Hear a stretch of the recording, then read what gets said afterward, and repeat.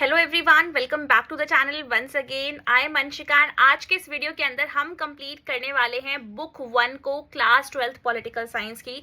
तो बुक 1 को class 12th political science की मैं बहुत अच्छे से आज के इस वीडियो के अंदर कवर करवाने वाली हूँ और आपको एक एक चीज अच्छे से क्लियर हो जाएगी, यानी the end of bipolarity, contemporary centres of power, contemporary South Asia, international organisation, security in the contemporary world, environment and natural resources, globalisation. यानी ये पूरे के पूरे 40 मार्क्स अगर आपको पक्के करने हैं तो आप इस वीडियो को लास्ट तक देखना, बिल्कुल ध्यान से देखना, बहुत हेल्प हो जाएगी। और एक भी मार्क्स इस बुक से आया हुआ एक भी क्वेश्चन का जो मार्क्स है वो डिडक्ट नहीं हो सकता है, एक भी क्वेश्चन गलत नहीं हो सकता है किसी भी कंडीशन के अंदर। तो बहुत ध्यान से देखते हुए चलना है। अगर आप ये बुक 1 को जितना ज्यादा इस वीडियो को लाइक करोगे, जितना ज्यादा सपोर्ट करोगे और लिखोगे कि ma'am please bring book 2 as well, उतनी ही जल्दी मैं बुक 2 से रिलेटेड भी वन शॉट वीडियो बना दूंगी। उसके लिए करना क्या है, आपको चैनल को सब्सक्राइब करना है, वीडियो को शेयर करना है और लाइक करके जरूर बताना है, कमेंट करके जरूर बताना है कि मैम वीडियो बहुत अच्छा लगा, प्लीज बुक 2 भी जल्दी से लेकर आ जाओ। ठीक है, स्टार्ट करते हैं बिना किसी देरी के आज की इस क्लास को। तो सबसे पहला जो चैप्टर है हमारा वो क्या है, द एंड ऑफ बाइपोलैरिटी। बहुत अच्छे समझाऊंगी, ध्यान से सुनते हुए चलना। The fall of the Berlin wall and the collapse of communist bloc. तो अगर आपने एनसीईआरटी पढ़ी नहीं पढ़ी, अब इस बात से मैटर है ही नहीं, इस बात का कुछ भी फर्क नहीं पड़ता है, इससे बिल्कुल भी उसकी तरफ मत जाना। अभी सिर्फ इन सारी चीजों को देखते हुए चलो, सब कुछ समझ में आ जाएगा अच्छे से। तो the fall of Berlin wall and the collapse of communist bloc. तो जो कम्युनिस्ट ब्लॉक है उसका क्या हो जाता है, यहाँ पे खात्मा हो जाता है, खत्म हो जाता है, वो डिक्लाइन हो जाता है।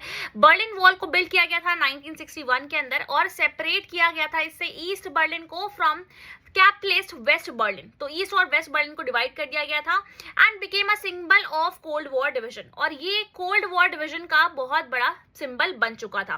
9 नवंबर को क्या होता है, 1989 में बर्लिनर्स, मतलब यहाँ के जो बर्लिन सिटीजन्स थे, वो सब क्या करते हैं, यहाँ पे इसको गिरा देते हैं, इस वॉल को तोड़ देते हैं, लोगों के द्वारा इस वॉल को तोड़ दिया जाता है, जिससे पता चलता है कि जो कम्युनिस्ट रिजीम है इसका एंड हो चुका है ईस्टर्न यूरोप में, और जो सोवियत कंट्रोल था अभी तक इस रीजन के ऊपर वो भी वीक हो चुका था। ठीक है, तो end of cold war era इससे हमें पता चल जाता है। सोवियत सिस्टम और पॉलिटिकल सिस्टम और इनका जो इकोनॉमिक सिस्टम है उसके बारे में बात करते हैं। तो सोवियत पॉलिटिकल और economic system was based on a single party state. USSR में बेटा एक ही पार्टी थी जिसका नाम था कम्युनिस्ट पार्टी। कोई क्रिटिसिज्म, कोई ऑपोजिशन, कुछ भी अलाउड नहीं था। गवर्नमेंट सारे के सारे सेंट्रल प्लानिंग पे कंट्रोल करके रखती थी। जितनी भी मेजर इंडस्ट्रीज थी, स्टेट ओनरशिप थी, यहाँ पे सबसे बड़ी बात, सब सारी की सारी जो चीजें थी उस पे कंट्रोल किसका था, स्टेट का था, गवर्नमेंट का कंट्रोल था। In return citizens were provided with guaranteed services. इसके बदले में लोगों को क्या मिलता था, गारंटेड सर्विसेज मिलती थी, जैसे कि health care, education, cultural facilities, basic means of livelihood, ये सारी चीजें उनको मिला करती थी इसके बदले में। ठीक है, तो इतना खराब सिस्टम नहीं था, सिस्टम अच्छा था, ठीक था, बट कुछ कुछ कमियां थी जिसकी वजह से सिस्टम वीक पड़ता हुआ चला गया समय के साथ। अचीवमेंट्स और वीकनेस दोनों चीजों को नोटिस करना है क्योंकि क्वेश्चन भी पूछ लिया जाता है। तो क्या क्या खासियत थी या फिर किस तरीके से हम बोल सकते हैं कि इसके एडवांटेजेस या फिर इसके पॉजिटिव्स क्या क्या थे यूएसएसआर के। तो ये भी एक ग्लोबल सुपर पावर थी उस टाइम पीरियड में, स्ट्रॉन्ग इंडस्ट्रियल बेस था। पता है आपको, हर चीज यहाँ पे बनती थी, पेन से लेके कार तक, पेन से लेके कार तक सारी की सारी चीजें सोवियत यूनियन के अंदर बनती थी। और ये एक कंज्यूमर बेस्ड इंडस्ट्री यहाँ पे इन्होंने पूरी बना रखी थी। स्ट्रॉन्ग इंडस्ट्रियल बेस था, मैसिव मिलिट्री थी, leaders of Warsaw Pact. Warsaw Pact जो था उसका लीडर था Soviet Union. Basically Warsaw Pact क्या था, कब हुआ था, 1955 के अंदर वॉर्सो पैक्ट हुआ था। सोवियत यूनियन और उसके जितने भी एलायंस थे उन सबने मिलकर बनाया था। अब ऐसे ही मुझे बताओ कि यूएसए ने नाटो जो था उसकी फॉर्मेशन कब करी थी। ठीक है, जो मिलिट्री अलायंस है उसका। आगे बढ़ते हैं, जरा वीकनेस देखते हैं। तो वीकनेस जब ध्यान से देखोगे तो पुअर कंज्यूमर गुड्स, यानी अब क्या हो रहा है, पेन से लेके कार तक सब कुछ अपने देश के अंदर ही बन रहा है, कुछ बाहर से मंगवा नहीं रहे हैं, तो उसकी क्वालिटी रिलेटिवली डाउन थी वेस्ट के कंपैरिजन में। फ्रीडम बहुत कम थी, ना के बराबर थी, लोगों को बोलने का ही अधिकार नहीं था। रिजिड ब्यूरोक्रेसी थी, अपनी ही चलाती थी, बस दूसरों की नहीं सुनती थी। और सबसे बड़ी दिक्कत क्या थी, जो नॉन रशियंस थे, मतलब जो रशिया से बिलोंग नहीं करते थे, उन कंट्रीज को यहाँ पे निग्लेक्ट किया जाता था, इग्नोर किया जाता था। अब एक लीडर थे जो यहाँ पे सामने आते हैं जिनका नाम था मिखाइल गोर्बाचेव, और वो रिफॉर्म्स लेकर आने की कोशिश करते हैं। मतलब वो चाहते तो हैं कि वो अच्छा करें, बट होता क्या है देखते हैं। 1985 में मिखाइल गोर्बाचेव जनरल सेक्रेटरी बन जाते हैं कम्युनिस्ट पार्टी के यूएसएसआर में। ही रियलाइज्ड, उनको ये बात समझ में आ गई थी कि रिफॉर्म्स बहुत ज्यादा जरूरी है अगर वो सोवियत यूनियन की इकोनॉमी को और पॉलिटिक्स को मॉडर्नाइज करना चाहते हैं, वेस्ट के कंपैरिजन तक लेकर जाना चाहते हैं। तो उन्होंने दो रिफॉर्म्स यहाँ पे इंट्रोड्यूस करे। पेपर में बहुत बार पूछा जाता है। पहला रिफॉर्म था पेरिस्ट्रोइका, जिसका मतलब था कि इकोनॉमी को रीस्ट्रक्चर किया जाए। दूसरा क्या था? ग्लासनोस्ट, जिसका मतलब था ओपननेस और फ्रीडम ऑफ एक्सप्रेशन लेकर आना। ठीक है, ये दोनों ही रिफॉर्म्स जब करे गए तो इससे बहुत बड़ी उम्मीद जगी लोगों के अंदर चेंज की, कि अब तो शायद चेंज हो ही जाएगा, but also led to confusion and unrest as expectations rose quickly. अब जैसे ही रिफॉर्म इंट्रोड्यूस करेगा, लोगों की एक्सपेक्टेशन बहुत ज्यादा हाई हो गई। उनको लगा कि अब तो सब कुछ धीरे धीरे ठीक हो जाएगा, मतलब जल्दी से ठीक हो जाएगा, बट ऐसा हुआ नहीं। इसकी वजह से बहुत कंफ्यूजन क्रिएट हो गई, अनरेस्ट क्रिएट हो गया लोगों के बीच में, और ये प्लान भी फेल हो गया। इसी के साथ साथ जो डिसइंटीग्रेशन है यूएसएसआर का, वो हो जाता है 1991 के अंदर ही। कम्युनिस्ट पार्टी के हार्ड लाइनर्स ने, मतलब जो एकदम कट्टर सपोर्टर्स होते हैं, उन लोगों ने यहाँ पे एक मिलिट्री कूप किया, यानी तख्ता पलट कर दिया सरकार का, to stop reforms but failed due to massive public opposition. ठीक है, कि ये जो रिफॉर्म है ये यहीं के यहीं रोक दिए जाए, led by Boris Yeltsin. But ऐसा कर नहीं पाते हैं, फेल हो जाते हैं, क्योंकि मैसिव पब्लिक ऑपोजिशन इस चीज का इनको मिलता है। और यहाँ पे बोरिस येल्सिन एक बहुत यंग लीडर की तरह आगे एमर्ज हो रहे थे, बहुत ज्यादा पॉपुलर लीडर की तरह ये एमर्ज हो रहे थे। इन्होंने इस कूप के अगेंस्ट यहाँ पे प्रोटेस्ट किया था। This Weeknd the Communist party, इससे क्या हुआ? कम्युनिस्ट पार्टी बहुत कमजोर होती हुई चली गई और public support grew for independence. अब ज्यादातर जो जनता थी उसको यहाँ पे फ्रीडम का टेस्ट लग चुका था। अब उनको ये चीज समझ में नहीं आ रही थी भाई कि उनको बांध के रखा जाए, वो भी आजादी चाहते थे। दिसंबर 1991 की बात है, रशिया, यूक्रेन और बेलारूस, याद रहेगा, रशिया, यूक्रेन और बेलारूस ने क्या किया? डिक्लेयर कर दिया कि यूएसएसआर डिसबैंड हो चुका है, खत्म हो चुका है, और जो फॉर्मेशन है सीआईएस की वो हो गई है, यानी कॉमनवेल्थ ऑफ इंडिपेंडेंट स्टेट्स की फॉर्मेशन हो गई है। सीआईएस था क्या?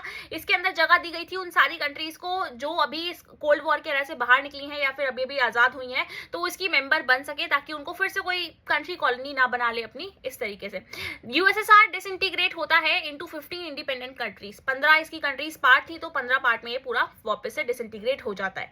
कम्युनिस्ट पार्टी को बैन कर दिया गया, रशिया यहाँ पे सक्सेसर स्टेट बन गया। सोवियत यूनियन की जो सीट थी यूएन काउंसिल के अंदर, वो भी रशिया को ही मिल गई।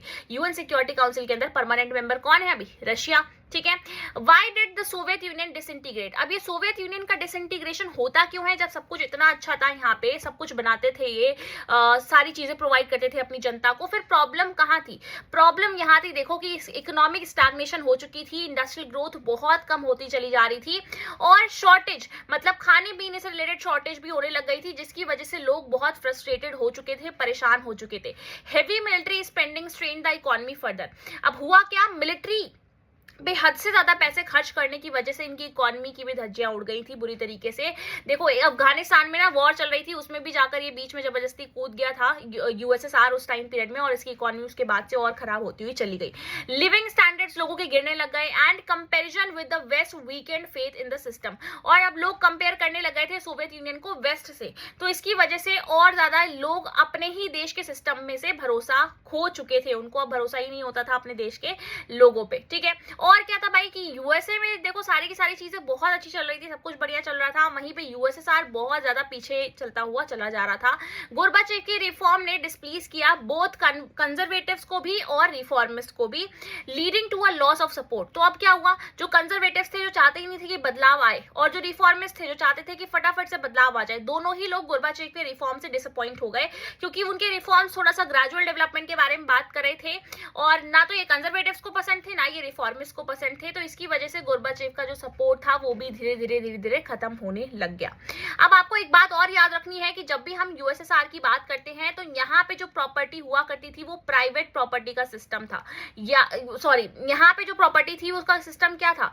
यहाँ पे जो प्रॉपर्टी थी वो कम्युनिटी की हुआ करती थी। ठीक है, तो यहाँ पे प्राइवेट प्रॉपर्टी का कोई भी सिस्टम नहीं था। ये यूएसए में कॉन्सेप्ट देखने को मिलता है, बट यूएसएसआर में ऐसा नहीं था।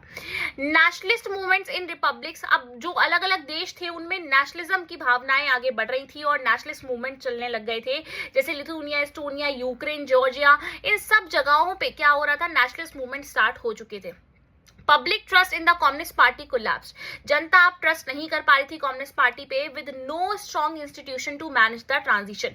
कोई भी ऐसा एक स्ट्रॉन्गर इंस्टीट्यूट था ही नहीं जो इन सारी ट्रांजिशन को सही तरीके से मैनेज कर सके। ठीक है, कॉन्सिक्वेंस क्या होते हैं डिसइंटीग्रेशन के? सबसे पहले तो इस क्वेश्चन पे 6 मार्क्स का जो क्वेश्चन है एग्जाम में कई बार पूछा जाता है बेटा, तो मोस्ट इंपॉर्टेंट पार्ट हो जाता है ये हमारे एनसीईआरटी का। तो कॉन्सिक्वेंसेज हो जाता है किस चीज के, डिसइंटीग्रेशन के क्या क्या कॉन्सिक्वेंसेज थे, इस पे क्वेश्चन आता है। तो सबसे पहला था कि कोल्ड वॉर खत्म हो गई, यानी यूएसए और यूएसएसआर के बीच में जो टेंशन चल रही थी वो खत्म हो गई। आइडियोलॉजिकल टसल कॉन्फ्लिक्ट जो चल रही थी कैपिटलिज्म और सोशलिज्म के बीच में, वो खत्म हो गई थी। और आर्म रेस और military alliance like NATO, Warsaw Pact, इनकी भी इंपॉर्टेंस धीरे धीरे खत्म होने लग गई। वार्सो पैक्ट तो अब एग्जिस्ट ही नहीं करता, बट नाटो जो है वो एग्जिस्ट करता है, बट उनकी उतनी मिलिट्री इंपॉर्टेंस उस टाइम पीरियड में नहीं रह गई थी।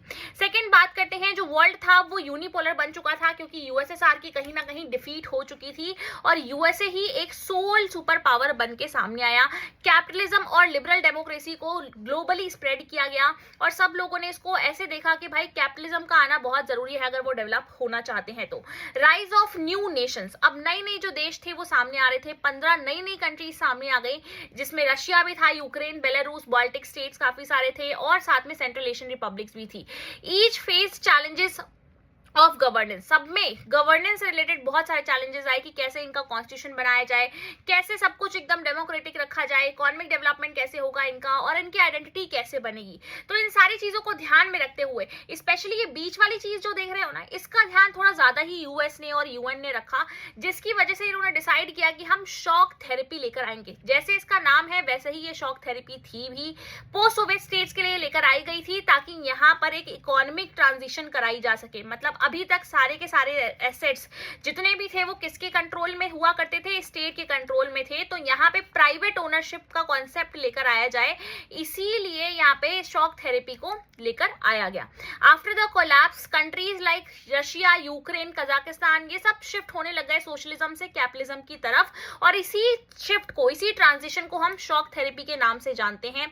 क्या क्या फीचर्स थे इसके? कि रैपिड प्राइवेटाइजेशन करवाई गई इंडस्ट्रीज की, ठीक है, और जो 90% से भी ज्यादा जो इंडस्ट्रीज थी उनको फटाफट से प्राइवेटाइज कराया गया और एकदम थ्रोड अवे प्राइसेस जो होते हैं ना, उस रेट पे इसको बेच दिया गया। इसीलिए इसको हम largest garage sale in history भी बोलते हैं। याद रखना है आपको, largest garage sale in history भी बोला जाता है इस टाइम पीरियड में, क्योंकि सबसे ज्यादा जितनी भी बड़ी बड़ी इंडस्ट्रीज थी उनको भी एकदम सस्ते सस्ते प्राइस में बेच दिया गया। Removal of price controls and government subsidies, opening to foreign trade and investment, अब यहाँ के एरिया भी फॉरेन ट्रेड और इन्वेस्टमेंट के लिए ओपन हो गए थे और फ्री मार्केट पॉलिसीज भी अडॉप्ट करी गई। इसका इफेक्ट क्या पड़ता है कि इकोनॉमिक क्राइसिस और ज्यादा आ जाता है, इन्फ्लेशन बढ़ जाती है, महंगाई बढ़ जाती है, जो भी लोगों के पास सेविंग्स बची हुई थी वो सब चली जाती हैं और गरीबी, पॉवर्टी बहुत बढ़ जाती है। कोलैप्स ऑफ वेलफेयर सिस्टम, अब जब सब कुछ प्राइवेटाइज हो चुका है तो कोई भी वेलफेयर सिस्टम नहीं बचा है, ना एजुकेशन फैसिलिटीज बची है, ना हेल्थ केयर बचा है, तो पुअर एजुकेशन सिस्टम हो चुका था। हेल्थ केयर जो था वो भी बहुत बुरी तरीके से इंपैक्ट हुआ। Growth of mafias and sharp economic inequality, अब हुआ क्या कि कुछ लोग जिनके पास पैसा था वो तो बहुत अमीर हो गए और कुछ लोग जिनके पास पैसा नहीं था वो और ज्यादा गरीब होते हुए चले गए। रिकवरी कब होती है? मेनली 2000 के बाद, मतलब 2000 ईयर के बाद जाकर धीरे धीरे रिकवरी शुरू होती है। 2000, 2001, 2002, 2003 के बाद रिकवरी पीरियड इनका स्टार्ट होता है थ्रू नेचुरल रिसोर्सेज जो इनके पास थे, ऑयल, गैस, मिनरल, इसके जरिए ये धीरे धीरे आगे बढ़ पाते हैं। इंडिया और पोस्ट कम्युनिस्ट कंट्रीज के बारे में अगर हम बात करें तो इंडिया और यूएसएसआर ने एंजॉय किया यहाँ पे एक strong tie during the cold war, मतलब इंडिया और यूएसएसआर के रिश्ते हमेशा से ही अच्छे रहे। आफ्टर द यूएसएसआर डिसइंटीग्रेटेड तो इंडिया ने अपने रिलेशंस किससे बना के रखे? रशिया से बना के रखे। रशिया ने इंडिया को बहुत सपोर्ट किया 1971 की वॉर में भी, जब पाकिस्तान के साथ वॉर हुई तब भी हमें मेजर इंडस्ट्रीज दी, लाइक भिलाई स्टील प्लांट और भेल, ये सारी चीजें जितनी भी थी, बहुत सारे इंपॉर्टेंट जो मतलब हमारे प्रोजेक्ट थे उसमें हमारी हेल्प करी sorry and remains India's largest defence partner while supplying oil, defence partner बहुत बड़ा, ऑयल सप्लाई करना, न्यूक्लियर टेक्नोलॉजी में हेल्प करना, स्पेस असिस्टेंस प्रोवाइड करना, इन सारी चीजों में ही इंडिया के लिए जो यूएसएसआर है, जो रशिया है, वो बेस्ट फ्रेंड रहा है। इंडियन फिल्म्स और कल्चर बहुत ही ज्यादा पॉपुलर है सेंट्रल एशिया और रशिया में, दोनों ही नेशन एक दूसरे के मल्टीपोलर वर्ल्ड के गोल को सपोर्ट करते हैं, ठीक है, और दोनों का ही शेयर्ड विजन है इस चीज को लेकर। अब यूनिपोलर वर्ल्ड की अगर हम बात करें तो जैसे ही यूएसएसआर कोलैप्स होता है 1991 में, वर्ल्ड में पहले बायपोलैरिटी थी क्योंकि यूएसएसआर और यूएस दो सुपर पावर एग्जिस्ट करती थी। जब दो सुपर पावर एग्जिस्ट करती है तो बायपोलैरिटी यूनिपोलैरिटी होती है, बहुत सारी सुपर पावर होती है तो मल्टीपोलैरिटी होती है, सिर्फ एक ही सुपर पावर होती है तो यूनिपोलैरिटी होती है। तो अब दुनिया में 1991 के बाद सिर्फ एक ही सुपर पावर बची थी, तो इसीलिए यूएस यहाँ पे सोल सुपर पावर के रूप में सामने आया। यूएस ने अब मिलिट्री को डोमिनेट किया, इकोनॉमिकली डोमिनेट किया पूरे वर्ल्ड के अंदर, और कल्चरली भी ग्लोबल स्केल पे डोमिनेट किया। ग्लोबल डिसीजन, सिक्योरिटी पॉलिसीज और इंटरनेशनल एक्शंस लार्जली किसके द्वारा ड्रिवन थे? यूएस के इंटरेस्ट के द्वारा और लीडरशिप के द्वारा। आज के समय में भी आप देखोगे ना, यूएन के अंदर जितने भी डिसीजंस लिए जाते हैं उसमें भी यूएस बहुत इंपॉर्टेंट रोल प्ले करता है। ठीक है, कुछ क्वेश्चंस हैं, वैसे तो हम ज्यादातर इन क्वेश्चंस की तरफ जाएंगे नहीं, इसका पीडीएफ मैं आपको ऑलरेडी प्रोवाइड कर दूंगी, but it is important to watch the whole video ताकि आप सारा कॉन्सेप्ट समझ पाओ अच्छे से। जो नहीं भी लिखा है वो भी चीजें मैं आपको क्योंकि यहाँ पे समझा रही हूँ। ठीक है, ओके, हमने शॉक थेरेपी देख लिया, यूएसएसआर कैसे डिसइंटीग्रेट हुआ ये भी देख लिया। तो explain the political and economic consequences, 6 marks में क्वेश्चन आ जाता है कि दोनों ही तरीके के जो कॉन्सिक्वेंसेज थे ये बताओ of the disintegration of Soviet Union. तो cold war era, unipolar world, new nations, dominance of capitalism, decline of socialism, greater US influence, ये सारे पॉइंट्स को आप मेंशन कर सकते हैं। आगे बढ़ते हैं जरा नेक्स्ट चैप्टर की तरफ। जो अगला चैप्टर है हमारा वो है कंटेम्प्रेरी सेंटर्स ऑफ पावर। तो इंट्रोडक्शन, अब कंटेम्प्रेरी वर्ड का मतलब ही यही होता है कि उस टाइम पीरियड के अंदर कौन कौन सी सुपर पावर्स प्रेजेंट है। तो इंट्रोडक्शन में देखते हैं, आफ्टर द कोल्ड वॉर, जैसे ही कोल्ड वॉर खत्म होती है सोवियत यूनियन कोलैप्स कर जाता है, वर्ल्ड मल्टीपोलर बन जाता है। अब धीरे धीरे यहाँ पे बहुत सारी सुपर पावर एग्जिस्ट करने लग गई थी। New powers like European Union, ASEAN, China, Japan, South Korea, ये सब धीरे धीरे ग्लोबल पॉलिटिक्स को शेप करने लग गए, इकोनॉमी को, डिप्लोमेसी को शेप करने लग गए। Power is now shared among many countries, not dominated by just 1 और 2। तो अब पावर बहुत सारे देशों के बीच में शेयर होने लग गई। तो बेटा अभी आप सोच रहे होगे कि अभी हमने पढ़ा है कि जो कोल्ड वॉर खत्म हुआ था तो उसके बाद जो वर्ल्ड था वो यूनिपोलर बन गया था। हाँ, जैसे ही शॉक थेरेपी खत्म हुई उसके बाद वर्ल्ड यूनिपोलर बन गया, क्योंकि सबसे ज्यादा पावरफुल कौन था? यूएस था। बट धीरे धीरे जब European Union, ASEAN, China, Japan, South Korea धीरे धीरे इमर्ज होने शुरू हुए तो इन लोगों ने भी एक बहुत इंपॉर्टेंट रोल प्ले किया। यूरोपियन यूनियन की बात करें, जिससे बहुत बार क्वेश्चन एग्जाम में पूछा जाता है, तो यूरोपियन यूनियन का हिस्टोरिकल बैकग्राउंड समझते हैं। जैसे ही वर्ल्ड वॉर सेकेंड खत्म होती है, कब खत्म हुई वर्ल्ड वॉर सेकेंड? जल्दी से कॉमेंट में बताओ। Europe was left with massive destruction, बहुत बुरा हाल हुआ यहाँ पे यूरोप में, इकोनॉमिक हार्डशिप आ गई, लोगों के पास जॉब्स नहीं थी, पॉलिटिकल यूनिटी बहुत कमजोर पड़ गई। Realising the need for cooperation to rebuild and prevent future wars. अब सबको एक बात समझ में आने लग गई कि भाई अब ये जो वॉर है, मतलब अब सेकेंड वर्ल्ड वॉर तो हो गई, बट अब आगे अगर ऐसी कोई वॉर हुई ना तो फिर कोई भी नहीं बचने वाला है। तो बहुत जरूरी है कि आगे की वॉर को रोकने के लिए हमारे पास कोई तो ऐसा जरिया हो। यूरोपियन लीडर्स ने साथ में वर्क किया with the USA supporting their efforts, USA ने भी इनके एफर्ट्स को सपोर्ट किया और एक मार्शल प्लान को 1948 के अंदर लॉन्च कर दिया, जिसने की इनकी जितनी भी इकोनॉमीज थी, यूरोप की जितनी भी इकोनॉमीज थी, उन सबको सपोर्ट किया ऊपर करने में, मतलब रिवाइव करने में, अपलिफ्ट करने में। स्टेप्स टुवर्ड्स इंटीग्रेशन, अब यूरोपियन यूनियन का इंटीग्रेशन की जो शुरुआत है वो होती है 1948 में। सबसे पहले जब OEEC की क्रिएशन करी जाती है, कमेंट में बताते जाना मुझे full form, to manage US aid and promote economic coordination, ताकि इकोनॉमिक कोऑर्डिनेशन बढ़े, ठीक है, और यूएस जो है वो मैनेज कर पाए चीजों को। उसके बाद क्या होता है, 1949 के अंदर किसको एस्टैब्लिश किया जाता है? यहाँ पे काउंसिल ऑफ यूरोप को एस्टैब्लिश किया जाता है फॉर पॉलिटिकल कोऑपरेशन। 1951 में ECSC को यहाँ पे स्टार्ट किया जाता है, जिसने unified coal and steel industries को यूनिफाई किया, एक जगह किया, एक साथ लेकर आया। एंड 1957 में होती है ट्रीटी ऑफ रोम, जिससे EEC को या फिर यूरोटॉम को एस्टैब्लिश किया जाता है।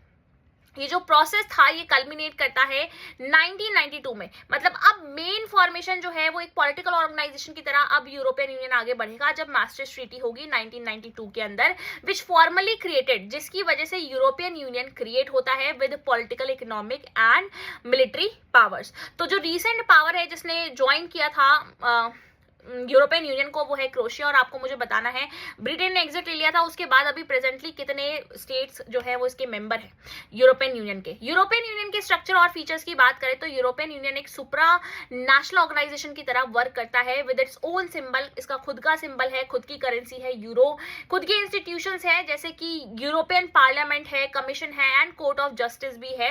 It is one of the world's largest economies, इसकी दुनिया में काफी बड़ी इकोनॉमी है, मतलब यूएस के बाद, जिसकी जीडीपी कितनी है? GDP of over 19 dollar trillion, यानी $19 ट्रिलियन की इसकी पूरी की पूरी जीडीपी है 2024 के अकॉर्डिंग, जो हमारी बुक के अंदर दिया गया है data. A strong share in global trade में काफी अच्छा हिस्सा ये कंट्रीब्यूट करता है। Free movement of goods and services within the member state. Politically European Union collectively act करता है on major global issues with countries like France holding. अब इसके पास यानी यूरोपियन यूनियन में पहले तो 2 कंट्रीज थी, बट ब्रिटेन ने एग्जिट ले लिया यहाँ से इनकी मार्केट से, इसलिए उसको हम कंसिडर नहीं करते हैं। तो अभी जो फ्रांस है उसके पास यहाँ पे परमानेंट पोजीशन है यूनाइसी में, यानी यूनाइटेड नेशन सिक्योरिटी काउंसिल के अंदर, और ये एक बहुत इंपॉर्टेंट रोल प्ले करता है promoting diplomacy through organisations like World Trade Organisation. While not a military alliance, हालांकि इसका खुद का कोई ऐसा मिलिट्री अलायंस टाइप का नहीं इन्होंने बनाया हुआ है, बट इनकी खुद की कंबाइंड फोर्सेस की अगर हम बात करें तो पूरे वर्ल्ड में 2nd नंबर पे आती है ये, ठीक है। तो ऐसे भी याद रखना कि वर्ल्ड में ज्यादा चीजें जो है वो 1st नंबर पे यूएस ही कर रहा है पॉपुलेशन वाली चीज को छोड़कर, और बाकी फिर 2nd नंबर पे जो है यूरोपियन यूनियन ही देखने को मिलता है। With high defence spending through members में differ on foreign policy actions. Challenges क्या थे सामने की, सारे के सारे मेंबर्स जो थे वो इतना ज्यादा डीपर इंटीग्रेशन नहीं चाहते थे, वो नहीं चाहते थे कि उनका जो फ्रीडम है, उनकी जो सोवरेनिटी है वो यूरोपियन यूनियन के हाथ में जाए। इसको हम यूरोस्केप्टिज्म के नाम से भी जानते हैं। कंट्रीज जैसे कि डेनमार्क और स्वीडन, इन्होंने तो बोल दिया कि हम यूरो को आपकी करेंसी की तरह एक्सेप्ट ही नहीं कर सकते, और ये क्वेश्चन मल्टीपल चॉइस क्वेश्चंस के अंदर कितनी बार प्रीवियस ईयर में पूछा गया है, ठीक है। तो डेनमार्क और स्वीडन ने यूरो को एक्सेप्ट करने से मना कर दिया। ब्रेक्जिट हुआ, ब्रिटेन ने एग्जिट ले लिया 2016 में यूरोपियन यूनियन से, और showed the limits of European union unity. तो ये दिखाता है कि यूरोपियन यूनियन की जो यूनिटी है वो भी एक लिमिटेड तौर तक है, ऐसा नहीं है कि हद से ज्यादा यूनिटी यहाँ पे देखने को हमें मिल जाए। और इन्होंने एक अपना कॉन्स्टिट्यूशन बनाने का भी ट्राई किया था, बट वो सक्सेसफुल नहीं हुआ। अब आगे बढ़ते हैं, जो हमारा नेक्स्ट ऑर्गेनाइजेशन है वो है एशियान। तो आसियान की अगर हम बात करें तो association of south east Asian Nations के नाम से हम इसको जानते हैं। इसकी फॉर्मेशन करी गई थी, एशियान वाज एस्टैब्लिश्ड ऑन 8 अगस्त 1967। याद रखना, क्योंकि कई बार एग्जाम के अंदर ये पूछ लिया जाता है क्रोनोलॉजिकल ऑर्डर में जब अरेंज करने को बोला जाता है। इसकी मीटिंग कहाँ पे हुई थी? बैंकॉक के अंदर हुई थी, बैंकॉक डिक्लेरेशन को साइन करके। इसकी जो फाउंडिंग मेंबर्स थे, टोटल मेंबर्स इसमें 10 हैं बेटा, यानी 5 फाउंडिंग थे और फिर 5 जो है वो बाद में ज्वाइन होते हैं।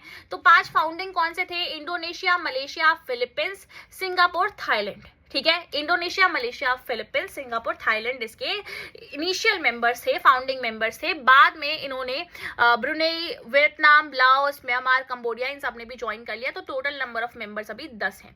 ऑब्जेक्टिव क्या है एशियान का? टू प्रमोट इकोनॉमिक ग्रोथ, की जो इकोनॉमिक ग्रोथ है उसको बढ़ाया जाए, सोशल प्रोग्रेस बढ़े, कल्चरल डेवलपमेंट हो इनके जितने भी देश है उनका। To ensure regional peace and stability, की रीजनल पीस, शांति बनी रहे और रूल ऑफ लॉ बना रहे। यूएन चार्टर जो है वो उसको हम फॉलो करें, रिस्पेक्ट करें नेशनल सोवरेनिटी की, एंड नॉन इंटरफेरेंस हो, मतलब एक दूसरे के देश के अंदर इंटरफेयर ना करे ज्यादा, और एक सेंस ऑफ रीजनल आइडेंटिटी और सॉलिडारिटी है वो बनी रहे। एशियान का खुद का फ्लैग भी है जिसमें 10 स्टॉक्स ऑफ पैडी क्या रिप्रेजेंट करते हैं? 10 साउथ ईस्ट एशियन नेशंस हैं उनको, उनकी जो फ्रेंडशिप है उसको दिखाते हैं। तो ये सर्कल सिंबलाइज करता है यूनिटी को। आगे बढ़ते हैं की concept ASEAN way informal consensus based decision making का एक तरीका है, और फोकस करता है डायलॉग और कोऑपरेशन पे, कॉन्फ्लिक्ट पे नहीं, ठीक है। एशियन सिक्योरिटी कोऑपरेशन की बात करें तो इसके अंदर हमें देखने को मिलता है एशियन रीजनल फोरम जो था, एआरएफ जो था, जिस 1994 में इसको क्रिएट जब करा जाता है, तो for coordination on security and foreign policy, तो फॉरेन पॉलिसी और सिक्योरिटी पॉलिसी के बारे में बात करने के लिए इसको यहाँ पे बनाया जाता है। मेंबर्स ने प्रॉमिस किया कि हम पीस को प्रमोट करेंगे, नॉन इंटरफेरेंस रखेंगे, न्यूट्रलिटी रखेंगे और कोऑपरेशन रखेंगे, और ये लोग आर्म्ड कॉन्फ्लिक्ट को रोकने में बिलीव करते हैं through dialogue and trust building, कि मतलब एक दूसरे पर भरोसा करते हुए चलेंगे और लड़ाई झगड़ा हमें नहीं करना है। Mediated in several regional conflicts, बहुत सारे ऐसे इनके खुद के रीजनल कॉन्फ्लिक्ट्स हुए जिनको इन्होंने बातचीत के जरिए सुलझाया, जैसे कंबोडियन पीस प्रोसेस और ईस्ट तिमूर क्राइसिस हुआ, उसको भी इन्होंने बातचीत के जरिए सुलझाया। इकोनॉमिक कम्युनिटी की बात करूं एशियान के, तो इकोनॉमिक एसोसिएशन जो है नॉट अ पॉलिटिकल और मिलिट्री वन, यूरोपियन यूनियन की तरह नहीं है ये। तो इसका जो इकोनॉमिक एसोसिएशन है, 2003 में क्या होता है कि एशियन थोड़ा सा और आगे बढ़ता है और एशियन कम्युनिटी बनाता है, जिसके 3 पिलर थे, economic community, political security community और सोशल कल्चरल सिक्योरिटी। तो गोल क्या थे एशियन की इन कम्युनिटीज के? मेनली इकोनॉमिक कम्युनिटी का क्या गोल था कि एक सिंगल मार्केट क्रिएट करी जाए, फ्री ट्रेड एरियाज जो है, एग्रीमेंट्स जो है वो बनाए जाए ताकि अच्छे से आपस में इनका ट्रेड हो सके, और जो इकोनॉमिक डिस्पैरिटीज बनी हुई है इनके बीच के जो मेंबर स्टेट्स हैं उनके बीच में उसको कम किया जाए और एशियान के जो डिस्प्यूट हैं उनको भी सेटल किया जाए। ग्रोइंग इन्फ्लुएंस, अब जो स्मॉलर इकोनॉमीज हैं देन यूएस, यूरोपियन यूनियन और जापान, बट ग्रोइंग फास्ट, तो इसकी भी ऐसी इकोनॉमीज हैं जो कि इन सबसे सुपर पावर से तो छोटी हैं बट फिर भी धीरे धीरे अच्छे तौर पे ग्रो कर रही हैं। इसके इंडिया के साथ, चाइना के साथ और यूएस के साथ काफी अच्छे रिश्ते हैं और ये की प्लेयर है, मतलब एक बहुत इंपॉर्टेंट प्लेयर है ट्रेड और सिक्योरिटी टॉक्स में पूरे एशिया के अंदर। इंडिया और एशियान के रिलेशंस की बात करें तो इंडिया ने लुक ईस्ट जो पॉलिसी है हमारी 1990s में और लॉन्च करी, जो कि और एक्ट ईस्ट पॉलिसी 2014 में जो लॉन्च करी, वो भी हमारे रिश्तों को अच्छा करती है। और हमने फ्री ट्रेड एरिया इनके 3 स्टेट्स के साथ साइन किया है, Malaysia, Thailand and Singapore. I hope आप इस बात को याद रखेंगे। एक्टिव कोऑपरेशन है ट्रेड, एजुकेशन और कल्चरल सिक्योरिटी के अंदर। आगे देखते हैं जरा, वाई एशियन सक्सीडेड, इतना ज्यादा इसको सक्सेसफुल कैसे हुआ, इतना ज्यादा सक्सेस कैसे मिली। तो स्ट्रॉन्ग इकोनॉमिक कोऑपरेशन था, लेस पॉलिटिकल इंटरफेरेंस थी और साथ में ग्रोथ पे फोकस करा इन्होंने, म्यूचुअल रिस्पेक्ट पे फोकस करा और स्टेबल रीजनल फोरम्स यहाँ पे इन्वॉल्व करे ग्लोबल पावर्स के अंदर। राइज ऑफ चाइनीज इकोनॉमी, इसके बाद चाइना भी पीछे नहीं रहता है बेटा, चाइना भी बहुत आगे धीरे धीरे बढ़ जाता है। बैकग्राउंड की बात करें तो पोस्ट रिवोल्यूशन चाइना में पीपल्स रिपब्लिक ऑफ चाइना को फाउंड किया जाता है 1949 के अंदर अंडर माओ जेडोंग के द्वारा, after a successful communist revolution. जब यहाँ पे पूरा रेवोल्यूशन हो जाता है उसके बाद तो सोवियत मॉडल को फॉलो करते हुए चल रहे थे ये। The government emphasise state ownership, तो यहाँ पे भी स्टेट ओनरशिप थी, सेंट्रल प्लानिंग थी, डेवलपमेंट हेवी इंडस्ट्रीज का ये लोग कर रहे थे, while maintaining minimal foreign relations. बाहर से तो इनके रिश्ते ना के बराबर ही थे और लार्जली आइसोलेटेड थे ये ग्लोबल कैपिटलिस्ट इकोनॉमी में, ठीक है। आगे बात करते हैं जरा, तो अर्ली इकोनॉमिक मॉडल की बात करें 1950 से लेकर 1970s के बीच में चाइना ने फोकस किया developing state owned heavy industries की। इनके पास जो हेवी इंडस्ट्रीज थी उनको डेवलप किया बाय यूजिंग रिसोर्सेज। पैसा कहां से लाए? एग्रीकल्चर से लाए। While the state provided social welfare in the form of employment, वहीं पे जो राज्य था, जो सरकार थी, वो काम क्या कर रही थी? लोगों को एम्प्लॉयमेंट प्रोवाइड करना, हेल्थ केयर प्रोवाइड करना, एजुकेशन प्रोवाइड करना, हाउसिंग प्रोवाइड करना। और इकोनॉमिक ग्रोथ यहाँ पे 5 to 6% एवरेजली इंक्रीज करती हुई चली जा रही थी, बट रैपिड पॉपुलेशन ग्रोथ भी साथ के साथ हो रही थी, जिसकी वजह से पर कैपिटा गेन्स यहाँ पे लिमिटेड थे।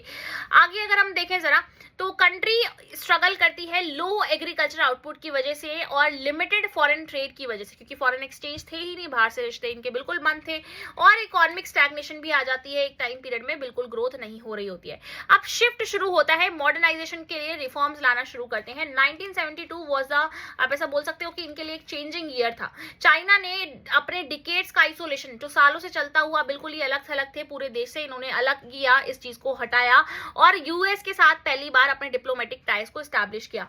आने वाले साल के अंदर प्रीमियर जाओ एनलाई ने क्या किया? 4 मॉडर्नाइजेशन पॉलिसीज को इंट्रोड्यूस किया, जिसमें agriculture, industry, science and technology and military को शामिल किया। Agriculture, industry, science and technology और किस चीज को? मिलिट्री को शामिल किया कि हम इन 4 चीजों पर फोकस करेंगे। 1978 में डेंग जियाओपिंग जो थे, उन्होंने ओपन डोर पॉलिसी को लॉन्च किया और इसके बाद तो सीरियस इकोनॉमिक रिफॉर्म्स इन्होंने लेने शुरू कर दिए और इनकी जो कंट्री थी वो मॉडर्नाइज होने लग गई काफी ज्यादा। इसी तौर पे आप देख सकते हो कि इंडिया मतलब एक तरीके से सेम ही टाइम पीरियड में आजाद होता है जिस टाइम पीरियड में चाइना ने अपना 1949 में अपने आप को स्टैब्लिश किया, बट फिर भी जो चाइना है वो ट्रेड वगैरह के मामले में काफी ज्यादा आगे बढ़ चुका है।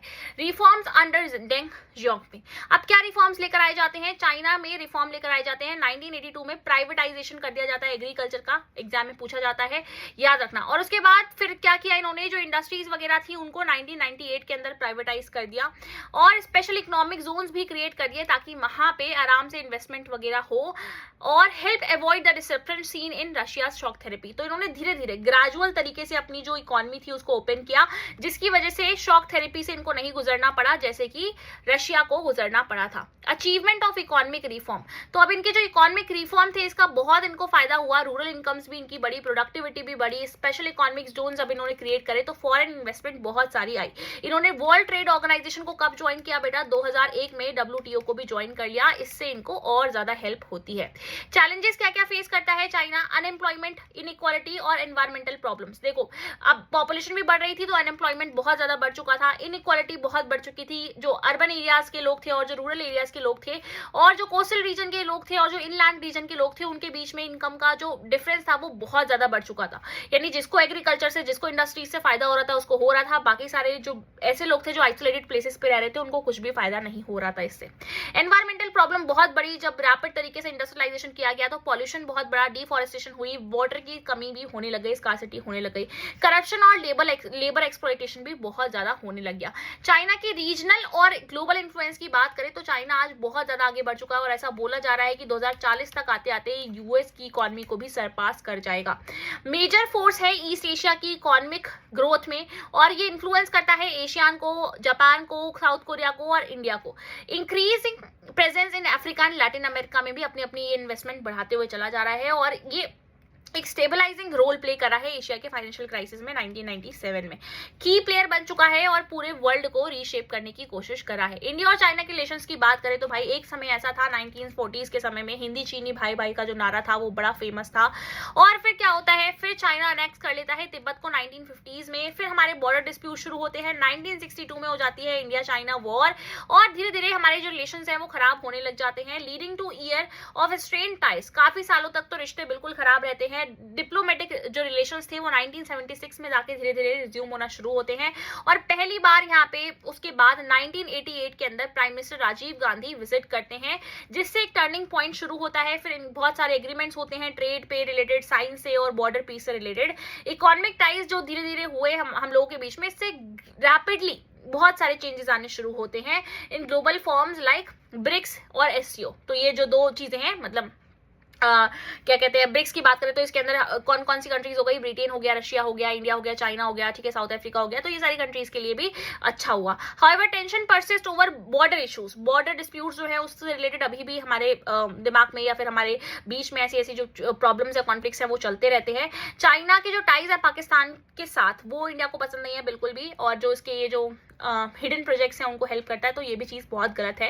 And projects like CPEC with flash point such as Doklam, जिसमें डोकलाम एरिया को ही पूरा एक फोकस बनाया गया है 2017 में, और गलवान जो कि 2020 में यहाँ पे इशू क्रिएट होता है। डिस्पाइट डिफरेंसेस उसके बाद भी हाई लेवल विजिट्स होते रहते हैं, ऑनगोइंग डायलॉग्स चलते रहते हैं और ट्रेड को हम अभी भी बढ़ा रहे हैं। अच्छा, चाइना के साथ ना ट्रेड करने में हमें होता है ट्रेड डेफिसिट, मतलब कि यहाँ पे क्या होता है कि हम ज्यादातर चीजें इनसे इंपोर्ट कर रहे होते हैं और इनको एक्सपोर्ट कम कर पा रहे होते हैं, तो ऐसी सिचुएशन को हम क्या बोलते हैं, ट्रेड डेफिसिट बोलते हैं। तो आप बोल सकते हैं कि नेगेटिव इंपैक्ट ये भी है इस चीज का। जापान की बात करें तो एक giant alternative centre of power बन चुका है आज के समय में। सेकेंड वर्ल्ड वॉर के बाद तो जापान ने इतनी अच्छी तरीके से ग्रोथ दिखाई है, इंडस्ट्रियलाइजेशन किया, टेक्नोलॉजी के लेवल पे और एक्सपोर्ट्स में काफी ज्यादा आगे बढ़ गया और इसकी चीजों की क्वालिटी भी बहुत ज्यादा अच्छी होती है, आपको पता है। ये वर्ल्ड का थर्ड लार्जेस्ट बन चुका था 2017 तक। और यहाँ की जो बहुत सारे होम टू ब्रांड्स हैं लाइक सोनी, टोयोटा, होंडा, ये सारे आपको मतलब आसपास अपने देखने को मिलते होंगे। और ये एक G7 का मेंबर भी है, OECD का मेंबर भी है और एक मेजर UN कॉन्ट्रीब्यूटर भी है, ठीक है। Spending only 1% of GDP on defence, हालांकि 1% यहाँ पे खर्च करता है डिफेंस पे। आर्टिकल 9 क्योंकि इसका कहता है कि पीसफुल मिलिट्री पॉलिसीज हमको अपनानी है, उसके बाद भी यहाँ पे अच्छा खासा इनका जो डेवलपमेंट है वो चल रहा है। वहीं साउथ कोरिया की बात करें तो द मिरेकल ऑफ हैंड रिवन, ये जो कहानी है, मतलब ये जो पूरा एक स्टेटमेंट है, बड़ी फेमस है। कोरिया को 2 पार्ट में डिवाइड किया गया था, आपको पता है, सेकेंड वर्ल्ड वॉर के दौरान। तो 38th पैरेलल के जरिए इसको डिवाइड किया गया, एक साइड साउथ कोरिया एंड दूसरी side north Korea. Korean war 1950 से लेके 53 तक चलती है and the cold war depend. इससे क्या होता है, इनकी जो राइवलरी है, इनकी जो दुश्मनी है वो और ज्यादा बढ़ जाती है। साउथ कोरिया को बेसिकली अमेरिका सपोर्ट करा था, यूएस सपोर्ट करा था, और नॉर्थ कोरिया के साइड यूएसएसआर था, ठीक है। तो और ज्यादा इनके बीच की लड़ाई बढ़ जाती है। 1960 से 80s के बीच में फिर धीरे धीरे strong economic power south Korea बन जाता है। और ये जो पीरियड है इसको miracle on the hand river भी के नाम से भी हम जानते हैं, ठीक है। आगे बढ़ते हैं जरा नेक्स्ट चैप्टर की तरफ। अगला चैप्टर है हमारा कंटेम्प्रेरी साउथ एशिया। तो कंटेम्प्रेरी साउथ एशिया की बात करें तो साउथ एशिया कंप्राइज करता है इंडिया। कौन कौन से देश आते हैं इसके अंदर बेटा, पाकिस्तान, आसपास के जितने भी है ना उन सबको उठाओ, सिर्फ चाइना को छोड़ देना अभी, ठीक है। इंडिया, पाकिस्तान, बांग्लादेश भी है, ठीक है, वेरी गुड। और कौन है, नेपाल है, ठीक है। और फिर जब हम साउथ के साइड जाएंगे तो श्रीलंका है, नेपाल के पास में एक और है, भूटान है, ठीक है। और उसके अलावा जहां बहुत ज्यादा लोग घूमने जाते हैं मालदीव्स है, ठीक है। तो ये सारे के सारे जो पार्ट हैं ये किसके हैं, साउथ एशिया के पार्ट है सारे के सारे देश। Linked by geography, shared history और कॉमन कल्चरल प्रैक्टिसेस के द्वारा आपस में ये लोग लिंक है।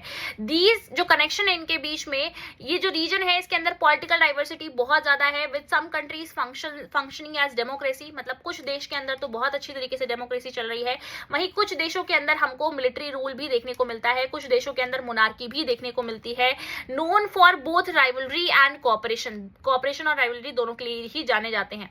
It remains a complex yet interconnected region. Afghanistan और म्यांमार समटाइम्स यहाँ पे इंक्लूड हो जाते हैं बॉर्डर डिस्कशन के लिए, however they are not a part of its core definition. मतलब साउथ एशिया का जो कोर डेफिनेशन है उसका पार्ट तो नहीं है, बट कई बार इंपॉर्टेंट रोल प्ले करते हैं। मिलिट्री और डेमोक्रेसी की बात करें पाकिस्तान के अंदर, तो इंडिपेंडेंस के बाद पाकिस्तान ने अडॉप्ट किया अपना पहला कॉन्स्टिट्यूशन, बट मिलिट्री रूल यहाँ पे तब से ही शुरू हो गया जनरल अयूब खान के अंडर। उन्होंने क्या किया यहाँ पे इसकी जो कि स्टेप डाउन कर जाते हैं और इनकी वजह से बहुत पब्लिक अनरेस्ट होता है। जनरल यहिया खान फिर इसके बाद आते हैं, सक्सीडेड हिम, बट ये भी यहाँ पे हार जाते हैं 1971 में, जब इंडिया और पाकिस्तान की वॉर चल रही होती है उस टाइम पीरियड में, लीडिंग टू बांग्लादेश क्रिएशन। फिर उसके बाद क्या होता है, डेमोक्रेसी वापस से आती है, जुल्फिकार अली भुट्टो आते हैं, but only to be replaced in 1977 में फिर से जियाउल हक जो है वो यहाँ पे आते हैं, डिक्टेटरशिप लागू कर देते हैं। पब्लिक प्रोटेस्ट रीस्टोर डेमोक्रेसी, फिर से पब्लिक प्रोटेस्ट होता है 1988 में अंडर बेनजीर भुट्टो। फिर यहाँ पे डेमोक्रेसी को इंस्टॉल किया जाता है, वापस लेकर आया जाता है, रीस्टोर किया जाता है with alternative governments led by her and Nawaz Sharif until 1999 when General Pervez Musharraf seized power. जब इन्होंने सारी पावर सीज कर ली एंड रूल्ड अंटिल 2008, उसके बाद से फिर हमें डेमोक्रेटिक गवर्नेंस जो है वो यहाँ पे देखने को मिल रही है। हाउएवर अभी भी जो मिलिट्री है वो एक बहुत इंपॉर्टेंट रोल प्ले करती है पाकिस्तान की पॉलिटिक्स में। Reasons why democracy is weak in Pakistan, क्या कारण है जो पाकिस्तान के अंदर डेमोक्रेसी सही तरीके से काम नहीं कर पा रही है। तो देखो, मिलिट्री, लैंडलॉर्ड्स और जो रिलीजियस लीडर है ना, उनके पास हद से ज्यादा ताकत है, जिसकी वजह से ये डेमोक्रेटिक लीडर्स को आने नहीं देते हैं। इंडिया और पाकिस्तान का कॉन्फ्लिक्ट भी एक बड़ा कारण है, और क्योंकि ज्यादातर जो पैसे है पाकिस्तान खर्च कर देता है अपनी आर्मी पे। वेस्टर्न कंट्रीज की बात करी जाए, स्पेशली यूएस सपोर्ट करता है इसके मिलिट्री रूलर्स को in the name of fighting terrorism, ठीक है। आगे, but still there is public support for democracy. हालांकि जनता फिर भी चाहती है कि जो डेमोक्रेसी है वो आए, इसीलिए यहाँ पे कोशिश बनी रहती है। डेमोक्रेसी इन बांग्लादेश, तो 1947 से लेकर 1971 के बीच में बांग्लादेश को हम ईस्ट पाकिस्तान के नाम से जानते थे। आपको पता है बेटा, 1947 में जब डिवीजन हुआ था तो पाकिस्तान एक नहीं दो बना था। एक था वेस्ट पाकिस्तान जो आज के टाइम पे एग्जिस्ट करता है, और एक था ईस्ट पाकिस्तान जिसको आज के समय में हम बांग्लादेश के नाम से जानते हैं। एंड द इम्पोजिशन, अब यहाँ पे क्या हुआ, where people faced political neglect, economic discrimination and the imposition of Urdu language. तो इनके बंगाली कल्चर के ऊपर उर्दू लैंग्वेज को थोपा जा रहा था, जिसकी वजह से यहाँ पे इंडिया फिर इंटरवीन करता है और बांग्लादेश को इंडिपेंडेंस दिलाने में इसका बहुत बड़ा हाथ रहता है। लेड बाय शेख मुजीबुर रहमान, यहाँ पे अवामी लीग से बिलोंग करते थे, उनके द्वारा सरकार चल रही थी, और यहाँ पे ऑटोनॉमी की डिमांड बढ़ती हुई चली जा रही थी, especially after his party's majority win in 1970 election was denied by West Pakistan leader. तो हुआ क्या, शेख मुजीबुर रहमान की सरकार बनती है यहाँ पे, बट वेस्ट पाकिस्तान के लीडर्स ऐसा मानने से मना कर देते हैं और बोलते हैं कि सरकार वही चलेगी जो हमारे यहाँ है। प्रोटेस्ट शुरू होता है, met with violent army repression. फिर उसके बाद जो पाकिस्तान है वो अपनी आर्मी को भेजकर यहाँ पे लोगों के प्रोटेस्ट को दबाने की कोशिश करता है। बहुत मास डेथ होती है, हद से ज्यादा लोगों को मारा जाता है, और बहुत सारे रिफ्यूजी इंडिया भागकर आ जाते हैं। इंडिया सपोर्ट करता है 1971 की वॉर में, और इस सपोर्ट में बांग्लादेश को इंडिपेंडेंस भी मिल जाती है, और जो पाकिस्तान है उसको अपने घुटने झुकाने पड़ते हैं और वो हार जाता है। इनिशियली डेमोक्रेसी अडॉप्ट करते हैं, सेक्युलरिज्म की बात करते हैं और सोशलिज्म की बात करते हैं, बट धीरे धीरे जो कंट्री थी वो शिफ्ट हो जाती है प्रेसिडेंशियल रूल में। शेख मुजीबुर रहमान, जिनको हम अच्छा समझ रहे थे, वो उतने अच्छे थे नहीं। 1975 में क्या होता है, बैनिंग अदर पार्टीज। इन्होंने बोल दिया कि भाई कोई भी पार्टी नहीं आएगी यहाँ पे, सिर्फ मैं ही रहूंगा, बिफोर हिज असैसिनेशन, जब इनको मारा गया उससे पहले। फिर उसके बाद मिलिट्री रूल लग जाता है जियाउर रहमान के अंडर। फिर HM इरशाद आते हैं, and until a strong pro democracy movement, जब तक 1990 तक एक प्रो डेमोक्रेटिक मूवमेंट नहीं हुआ तब तक यहाँ पे डेमोक्रेसी रीस्टोर नहीं हुई। डेमोक्रेसी रीस्टोर होती है जाकर फाइनली 1991 के अंदर, जब मल्टी पार्टी इलेक्शंस यहाँ पे कंटिन्यू कराए जाते हैं। अब मोनार्की और डेमोक्रेसी, नेपाल में अगर हम बात करें तो नेपाल एक हिंदू किंगडम है, letter became a constitutional monarchy. बाद में कॉन्स्टिट्यूशनल मोनार्की बन गया था, जहां पे एक राजा भी था जिसके पास कुछ सिग्निफिकेंट पावर्स थी, और कॉन्स्टिट्यूशन के अकॉर्डिंग वो चलता था। डिमांड्स आने लग गई पब्लिक से और पॉलिटिकल पार्टी से कि हमें एक बहुत ज्यादा डेमोक्रेटिक सिस्टम चाहिए। लेड टू मास प्रोटेस्ट, इसकी वजह से 1990 में बहुत सारे प्रोटेस्ट भी हुए, तो राजा को यहाँ पे एक नया कॉन्स्टिट्यूशन बनाना पड़ा और मल्टी पार्टी डेमोक्रेसी को अलाउ करना पड़ा। However democratic governments that followed were often unstable. हालांकि जो भी सरकारें यहाँ पे आई वो बहुत अनस्टेबल थी, बार बार लीडरशिप चेंज हो रही थी। 1990s में नेपाल के जो माओइस्ट थे उन्होंने लॉन्च कर दिया एक वायलेंट मूवमेंट और डिमांड करी कि हमें कंप्लीट ओवरहॉल चाहिए पॉलिटिकल सिस्टम का, जिससे सिविल वॉर की एक तरीके से शुरुआत यहाँ पे हो जाती है विद द किंग्स आर्मी। ये जो पीरियड था यहाँ पे बहुत टेंशन चलती है इसमें कि मोनार्की के बीच में और डेमोक्रेटिक पार्टीज के बीच में और माओइस्ट के बीच में। इसको हम क्या बोलते हैं आगे अभी हम देखेंगे। 2002 में क्या होता है, the king dismiss the government, सरकार ने क्या, जो राजा था उसने सरकार को हटा दिया और पूरी की पूरी पावर जो थी वो अज्यूम कर ली, जिससे जो बची हुई डेमोक्रेसी थी वो भी खत्म हो गई। तो फिर एक प्रो डेमोक्रेसी मूवमेंट चलाया जाता है 2006 के अंदर, जो कि 7 पार्टी अलायंस के द्वारा लीड किया गया था, जिसमें माओइस्ट थे और सिविल सोसाइटी के बहुत सारे अलग अलग पार्टीज और लोग थे। ठीक है, इसकी वजह से राजा को यहाँ पे वापस से पार्लियामेंट को रिस्टोर करना पड़ा। 2008 तक आते आते नेपाल ने अबॉलिश कर दिया मोनार्की को और एक डेमोक्रेटिक रिपब्लिक बन गया। Later adopted a new constitution in 2015। 2015 में जाकर इन्होंने एक नया कॉन्स्टिट्यूशन बनाया। ठीक है, ethnic conflict and democracy in Sri Lanka. देखो बेटा, श्रीलंका में स्टार्टिंग से ही इंडिपेंडेंस से ही डेमोक्रेसी बनी रही, बट यहाँ पे कुछ प्रोलॉन्ग्ड एथनिक कॉन्फ्लिक्ट्स चल रहे थे सिन्हला और तमिल माइनॉरिटी के बीच में। सिन्हला कम्युनिटी जो है, मेजोरिटी जो है वो वहाँ की ही ओरिजिन से बिलोंग करने वाली जो कम्युनिटी है वो है, मतलब श्रीलंका के जो लोग हैं वो है सिन्हला कम्युनिटी के, और तमिल माइनॉरिटी जिनके फोर फादर्स कभी वहां पे जाके शिफ्ट हो गए थे श्रीलंका में, तो उन लोगों के बीच में हमेशा कॉन्फ्लिक्ट चलता रहता है। Post independence policies favour Sinhala language. तो जो पोस्ट इंडिपेंडेंस पॉलिसीज थी, मतलब आजादी के बाद जितनी भी पॉलिसीज बनाई गई उसमें सिन्हला लैंग्वेज, सिन्हला कल्चर को और रिलीजन को ज्यादा प्रेफरेंस दी गई और जो तमिल्स थे उनको साइड लाइन कर दिया गया। मेनी ऑफ हुम had migrated from India during British rule, और यहाँ से इंडिया से ये जो बहुत सारे तमिल्स थे जिस समय ब्रिटिश रूल चलता था उस समय में जाकर शिफ्ट हो गए थे ये लोग श्रीलंका। तो उसके बाद फिर जब इनके साथ ऐसा होता है आजादी के बाद, तो इनको बहुत बुरा फील होता है। ये जो डिस्क्रिमिनेशन था, इससे तमिल नेशनलिज्म की जो भावना थी वहां पे बहुत ज्यादा बढ़ने लग गई। With demands first for equal right, पहले इक्वल राइट की डिमांड हुई, फिर सेपरेट स्टेट की डिमांड हुई तमिल ईलम के नाम से जिसको हम जानते हैं। 1983 के अंदर लिटर ने एक, जिसका नाम है liberation tigers of Tamil Eelam, इसने एक आर्म्ड स्ट्रगल स्टार्ट कर दिया, जिससे क्या होता है एक सिविल वॉर शुरू हो जाती है जो लगभग 2 डिकेड्स तक, 20 सालों तक चलती है, और इंटरनेशनल मीडिएशन कराने की कोशिश करी जाती है। और यही वो टाइम पीरियड था जिसके बीच में जो राजीव गांधी है उनको असैसिनेट कर दिया जाता है, including by Norway and Iceland, fail to secure lasting peace. 2009 में फाइनली श्रीलंकन आर्मी जो है वो डिफीट कर देती है लिटे को, और लिटे को ही खत्म कर दिया जाता है, वैंक्विश कर दिया जाता है। उसके बाद से यहाँ पे फिर हमें नॉर्मल जो सिचुएशन है वो देखने को मिलती है। आगे बढ़ते हैं, इंडिया और पाकिस्तान के कॉन्फ्लिक्ट के बारे में पढ़ते हैं। तो मोस्ट परसिस्टेंट कॉन्फ्लिक्ट है साउथ एशिया के अंदर, सबसे ज्यादा जो कॉन्फ्लिक्टेड 2 स्टेट्स हैं, जो कंट्रीज हैं, उनके बीच में हमेशा यहाँ पे कॉन्फ्लिक्ट चलता रहता है कश्मीर इशू को लेकर। 1947 के बाद बहुत सारी वॉर हुई, 65 में हुई, 71 में हुई, 1999 में कारगिल वॉर हुई। ठीक है, और इससे ये जो इशू है वो अनरिजॉल्व ही रह गया, टेंशन बढ़ती हुई चली गई दोनों कंट्री के बीच में। न्यूक्लियर टेस्ट भी हुआ 1998 में, सेकेंड न्यूक्लियर टेस्ट था बेटा ये, और मैं आपको इसके बारे में डिटेल्स बता दूं जरा। सेकेंड न्यूक्लियर टेस्ट था, इसका नाम रखा गया था सीक्रेट, एक सीक्रेट नाम था क्या नाम था, ऑपरेशन शक्ति। ठीक है, जो फर्स्ट न्यूक्लियर टेस्ट हुआ था 1974 मई के अंदर, इसका जो सीक्रेट नेम था वो था स्माइलिंग बुद्धा। ठीक है, जो सेकेंड न्यूक्लियर टेस्ट हुआ था उस टाइम पीरियड में अटल बिहारी वाजपेयी जो थे वो थे इंडिया के प्राइम मिनिस्टर, और जो फर्स्ट न्यूक्लियर टेस्ट हुआ था उस टाइम पीरियड में इंदिरा गांधी प्राइम मिनिस्टर थी। ठीक है, इतना जानना बहुत जरूरी है न्यूक्लियर टेस्ट के बारे में। A military balance has reduce the risk of full scale war. India accuses Pakistan of supporting, India accuse करता है कि पाकिस्तान ने मिलिटेंसी को सपोर्ट करता है कश्मीर के अंदर और अदर रीजन्स के अंदर, वाइल पाकिस्तान इंडिया के ऊपर अक्यूज लगाता है कि हम सिंध और बलूचिस्तान में मतलब इंटरफेरेंस कर रहे हैं। वाटर डिस्प्यूट इंडस रिवर को लेकर एड्रेस किए गए थे 1960s में, तो एक वाटर ट्रीटी करवाई गई, इंडस वाटर ट्रीटी के नाम से इसको हम जानते हैं। और डिस्पाइट कॉन्फ्लिक्ट्स, बहुत सारे कॉन्फ्लिक्ट्स रहे बट इसको हमने कभी तोड़ा नहीं। Efforts at peace through talks, CBMs, trade routes and cultural exchanges have been made, but mistrust, terrorism, ये सब अभी भी बना ही हुआ है, इसकी वजह से प्रॉब्लम्स होती हैं। तो अभी रिसेंटली जब वो ऑपरेशन से दूर हुआ था उस टाइम पीरियड में, कुछ टाइम पीरियड के लिए इंडिया ने जो पानी था, ये जो इंडस वाटर ट्रीटी थी, इसको थोड़ी देर के लिए यहाँ पे मतलब रोक दिया था, थोड़े दिन के लिए, ताकि पानी उस एरिया में ना जाए, अदरवाइज इसको कभी भी वायलेट नहीं किया गया है दोनों ही साइड से। इंडिया और उनके बाकी के जो नेबर्स हैं, तो इंडिया और बांग्लादेश के रिलेशंस की बात करें अगर हम, तो की इशू क्या है कि जो गंगा और ब्रह्मपुत्र रिवर है इसके वाटर शेयरिंग को लेकर हमारे बीच में कई बार डिस्प्यूट रहता है।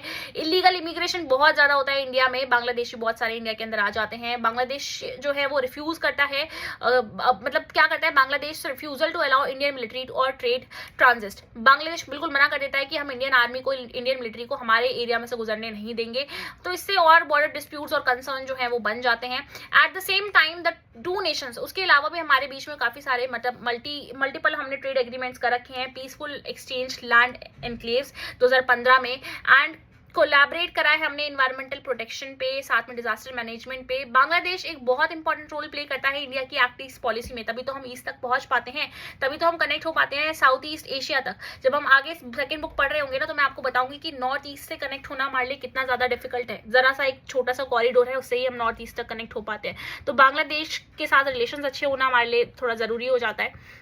इंडिया और नेपाल के रिलेशन की बात करी जाए तो ये एक स्पेशल रिलेशनशिप शेयर करते हैं। स्टार्टिंग से ही हमारे रिश्ते बहुत अच्छे रहे हैं। फ्रीली हम विजिट कर जाते हैं एक दूसरे के यहाँ बिना पासपोर्ट बिना वीजा के।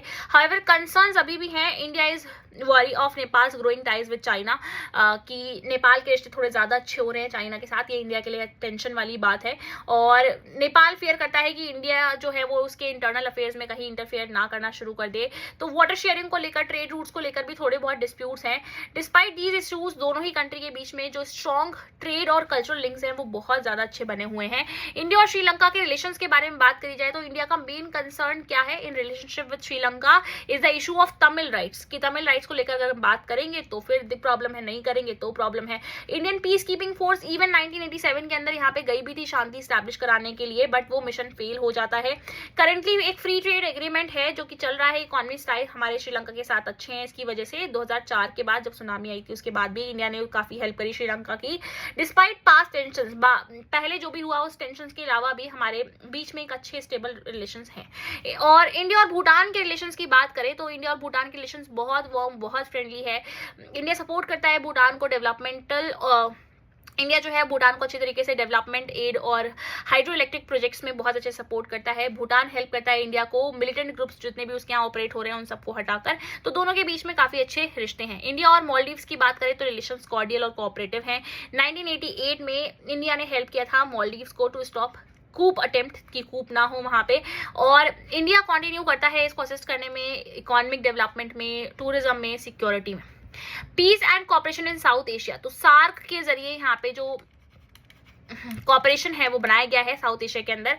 बट उसमें भी प्रॉब्लम क्या है, 2007 में यहाँ पे जो अफगानिस्तान था इसने ज्वाइन किया था सार्क को, इसमें और 1985 में इसकी जो फाउंडेशन है वो रखी जाती है। बट प्रॉब्लम ये है कि यहाँ पे भी सार्क की मीटिंग अच्छे से हो नहीं पाती हैं। पाकिस्तान को ऐसा लगता है कि इंडिया उसके लिए थ्रेट बन सकता है। हम फ्री ट्रेड एरिया को, फ्री ट्रेड एग्रीमेंट को बढ़ाने की आगे कोशिश भी करते हैं, बट वो चीज़ पॉसिबल नहीं हो पाती है क्योंकि बाकी लोगों को लगता है साउथ एशिया के अंदर कि इंडिया उनके लिए खतरा बन सकता है, उनकी मार्केट के लिए खतरा बन सकता है। SAFTA, south Asian free trade agreement 2004 में लेकर आया गया, बट ये सक्सेसफुल नहीं रहा।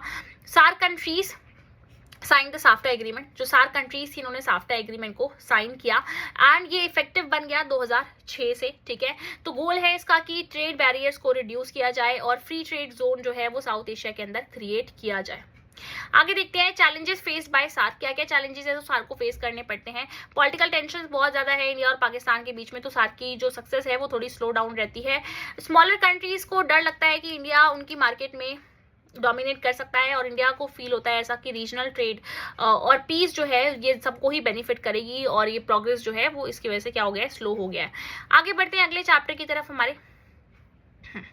नेक्स्ट चैप्टर है इंटरनेशनल ऑर्गेनाइजेशन, बड़ा ही अच्छा सा चैप्टर है ये। तो यूनाइटेड नेशंस के बारे में ज्यादातर यहाँ पे बात करी गई है। मेन जो चीजें हैं वो मैं सारी बताऊंगी जिससे क्वेश्चन आता है, मतलब ऑलमोस्ट सब कुछ बताऊंगी।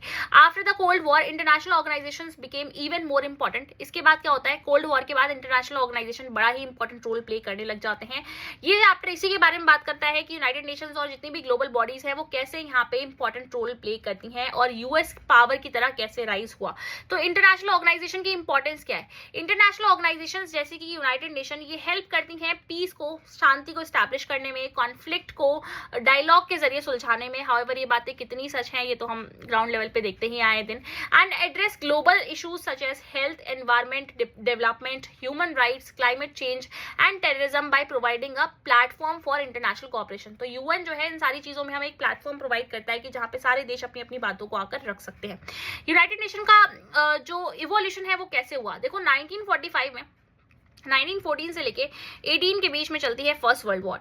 उसके बाद 1939 से लेके 45 के बीच में चलती है सेकेंड वर्ल्ड वॉर। तो अब फर्स्ट वर्ल्ड वॉर हुई तो लीग ऑफ नेशंस को क्रिएट किया गया बेटा, ताकि सेकेंड वर्ल्ड वॉर ना हो। बट सेकेंड वर्ल्ड वॉर भी हो जाती है तो लीग ऑफ नेशंस को जो बनाया गया था उसका जो एम था वो तो खत्म हो गया। अब डिसाइड किया गया कि इस बार एक ऐसी इंपॉर्टेंट, एक ऐसी स्ट्रेंथन एजेंसी बनाई जाएगी, एक ऐसा ऑर्गेनाइजेशन बनाई जाएगी जो कि किसी भी हालत में वर्ल्ड वॉर 3 को ना होने दे। तो तभी फॉर्मेशन रखी गई, यानी सक्सेसर बन गया लीग ऑफ नेशन का यूनाइटेड यूनाइटेड नेशंस, और इट बिगन विद 51 मेंबर्स थे स्टार्टिंग में, जिसका मेन एम था पीस मेंटेन करना और कोऑपरेशन मेंटेन करना, ये सारी चीजें करना। अब आज के समय में 193 मेंबर्स हैं इसमें, ठीक है। रिसेंट किसने ज्वाइन किया, आप जाकर मेरे नोट्स में जब देखोगे ना टेलीग्राम पे, तो आपको वहां पे मिल जाएगा और आपको फिर कमेंट भी करना है। The general assembly includes all members, इसके अंदर सारे के सारे मेंबर्स आते हैं, ईच हैविंग 1 वोट, हर किसी के पास 1 वोट है।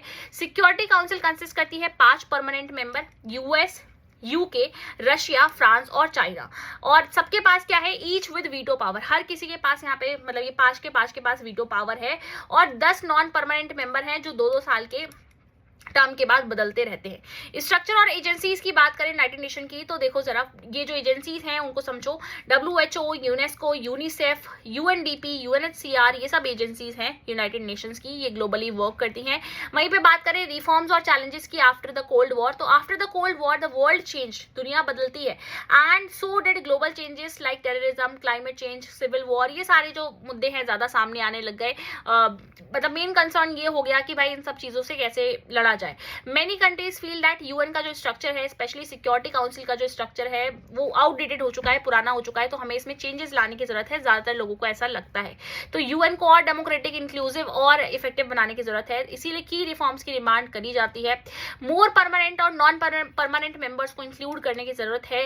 ग्रेटर रिप्रेजेंटेशन बढ़ेगी इससे एशिया, अफ्रीका और लैटिन अमेरिका के लिए। लिमिटिंग और रिमूविंग वीटो पावर, या तो हमें लिमिट कर देना चाहिए वीटो पावर को या फिर रिमूव कर देना चाहिए, तो ये सारी चीजों के ऊपर यहाँ पे क्वेश्चंस उठते हैं। Reform of structure and processes, तो there is no agreement among the countries on how and when to make these changes, अभी पर ऐसा कोई एग्रीमेंट नहीं है कि कब ऐसे चेंजेस आएंगे, बट ऐसी बातें कही गई हैं तो उनको हम समझ लेते हैं। Reform of structures and processes, many countries, ज्यादातर कंट्रीज को ऐसा लगता है कि यूएन की जो नीड्स हैं उनको रिफॉर्म करने की जरूरत है, वर्ल्ड जैसे जैसे दुनिया जैसे जैसे बदल रही है उसकी नीड्स को मैच करने के लिए। तो one of the main areas of discussion क्या है, reforming the United nation security council की, यूएनएससी को हमें रिफॉर्म करना है।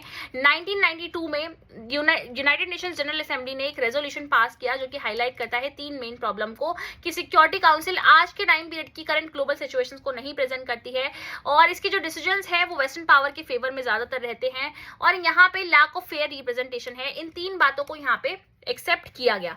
अब जो कोफी अनन है, जो यूनाइटेड नेशंस के सिक्योरिटी काउंसिल के जनरल सेक्रेटरी रह चुके हैं, बेसिकली 1997 में ये एक इनिशिएटिव लेकर आते हैं जिसमें बताते हैं 1 जनवरी 1997 को यूनाइटेड नेशंस के जो सेक्रेटरी जनरल थे कोफी अनन यहाँ पे एक इंक्वायरी स्टैब्लिश करते हैं जिसमें बोलते हैं कि how to reform United Nation, कैसे रिफॉर्म किया जाए यूनाइटेड नेशन को।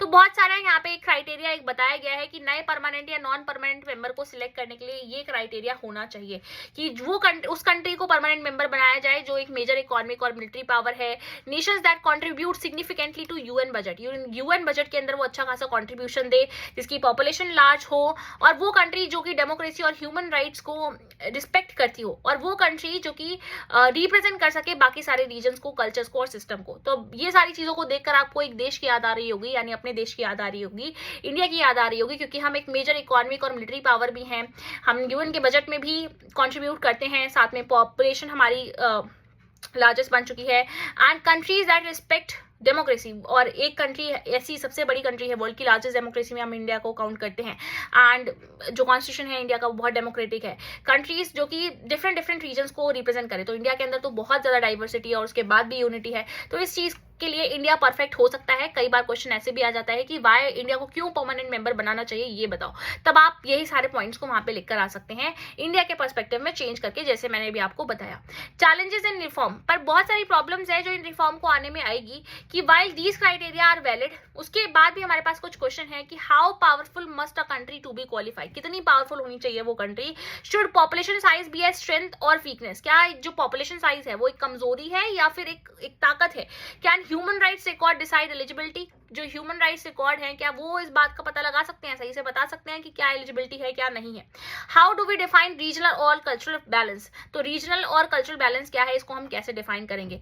इक्विटेबल रिप्रेजेंटेशन, सम सजेस्ट, कुछ लोग ऐसा भी सजेस्ट करते हैं, कुछ कंट्रीज ये बताती हैं कि एशिया, अफ्रीका, लैटिन अमेरिका को परमानेंट सीट मिलनी चाहिए जिनको कभी नहीं मिली है, ठीक है। वीटो पावर के इशू को लेकर अगर बात करी जाए तो बहुत बड़ा इशू है वीटो पावर का, कि इसको रिमूव कर देना चाहिए या नहीं करना चाहिए, इसके ऊपर एक डिबेट होते रहता है। हालांकि अभी हमें पता है कि 5 परमानेंट पावर जो है उनके पास यहाँ पे ये प्रेजेंट है, जो वीटो पावर है वो प्रेजेंट है, और इनके पास किसी भी डिसीजन को ब्लॉक करने की किसी भी स्टेज में ताकत होती है इस वीटो पावर के जरिए। तो बहुत सारे लोग बोलते हैं कि ये डेमोक्रेटिक वैल्यूज के अगेंस्ट जाता है, जो कि बात सही भी है, इसीलिए वीटो पावर को हटाने की बात होती है। Structure of the security council. Security council का स्ट्रक्चर कैसा है, जिसमें 5 परमानेंट मेंबर और 10 नॉन परमानेंट मेंबर है। नॉन परमानेंट मेंबर के पास वीटो पावर नहीं होती है। ज्यूरिसडिक्शन ऑफ यूएन की बात करूं तो यूनाइटेड नेशंस ने 60 ईयर्स मार्क करे 2005 में, तो वर्ल्ड के जो लीडर्स थे वो लोग मिलते हैं और फिर रिव्यू करते हैं सिचुएशन को। तो बात होती है कि भाई जैसे जैसे सब कुछ बदल रहा है, the veto power of the permanent 5 security members, but this was scene unlikely since these Nations would not give it up. तो अब बोला गया कि भाई अगर वीटो पावर छीन ली जाएगी इन नेशन से तो ये लोग इंटरेस्ट ही नहीं दिखाएंगे, जो परमानेंट मेंबर्स हैं ये लोग इंटरेस्ट दिखाना बंद कर देंगे। तो इससे फिर यूनाइटेड नेशंस जो है वो कहीं ना कहीं इससे डिसएंगेज हो जाएंगे, तो फिर इसका जो पर्पस है वो फुलफिल होगा ही नहीं। तो ये सब मीटिंग हुई, तब बात करी गई कि पीस बिल्डिंग कमीशन को हमें स्टैब्लिश करना चाहिए, adopting responsibility to protect against genocide, atrocities, और ह्यूमन राइट्स काउंसिल जिसको 2006 में स्टैब्लिश भी कर दिया गया। मिलेनियम डेवलपमेंट गोल्स को अचीव करने की बात करी गई थी। हाउएवर अब तो हम SDGs को अचीव करने की बात कर रहे हैं। कब तक अचीव करने का ईयर हमने इसका टारगेट बनाया हुआ है, जल्दी से बताओ। और ट्रस्टीशिप काउंसिल जो थी वो अननेसेसरी है, तो उसको भी डिसबैंड 1998 के अंदर कर दिया गया था। ठीक है, यूनाइटेड नेशंस और उसके इंडिया के साथ अगर हम बात करें तो इंडिया और यूएन के रिफॉर्म, तो इंडिया हमेशा यही बात करता है कि भाई हमारी लार्ज पॉपुलेशन है, मेजर कंट्रीब्यूशन भी देते हैं, सब कुछ बढ़िया है, जैसा जैसा तुमको चाहिए वैसा वैसा है, हमें बना दो परमानेंट मेंबर। यूनाइटेड नेशन एक यूनिपोलर वर्ल्ड में कैसे काम करता है, तो जैसे ही कोल्ड वॉर खत्म हुई तो यूएस एक सोल सुपर पावर बन गया।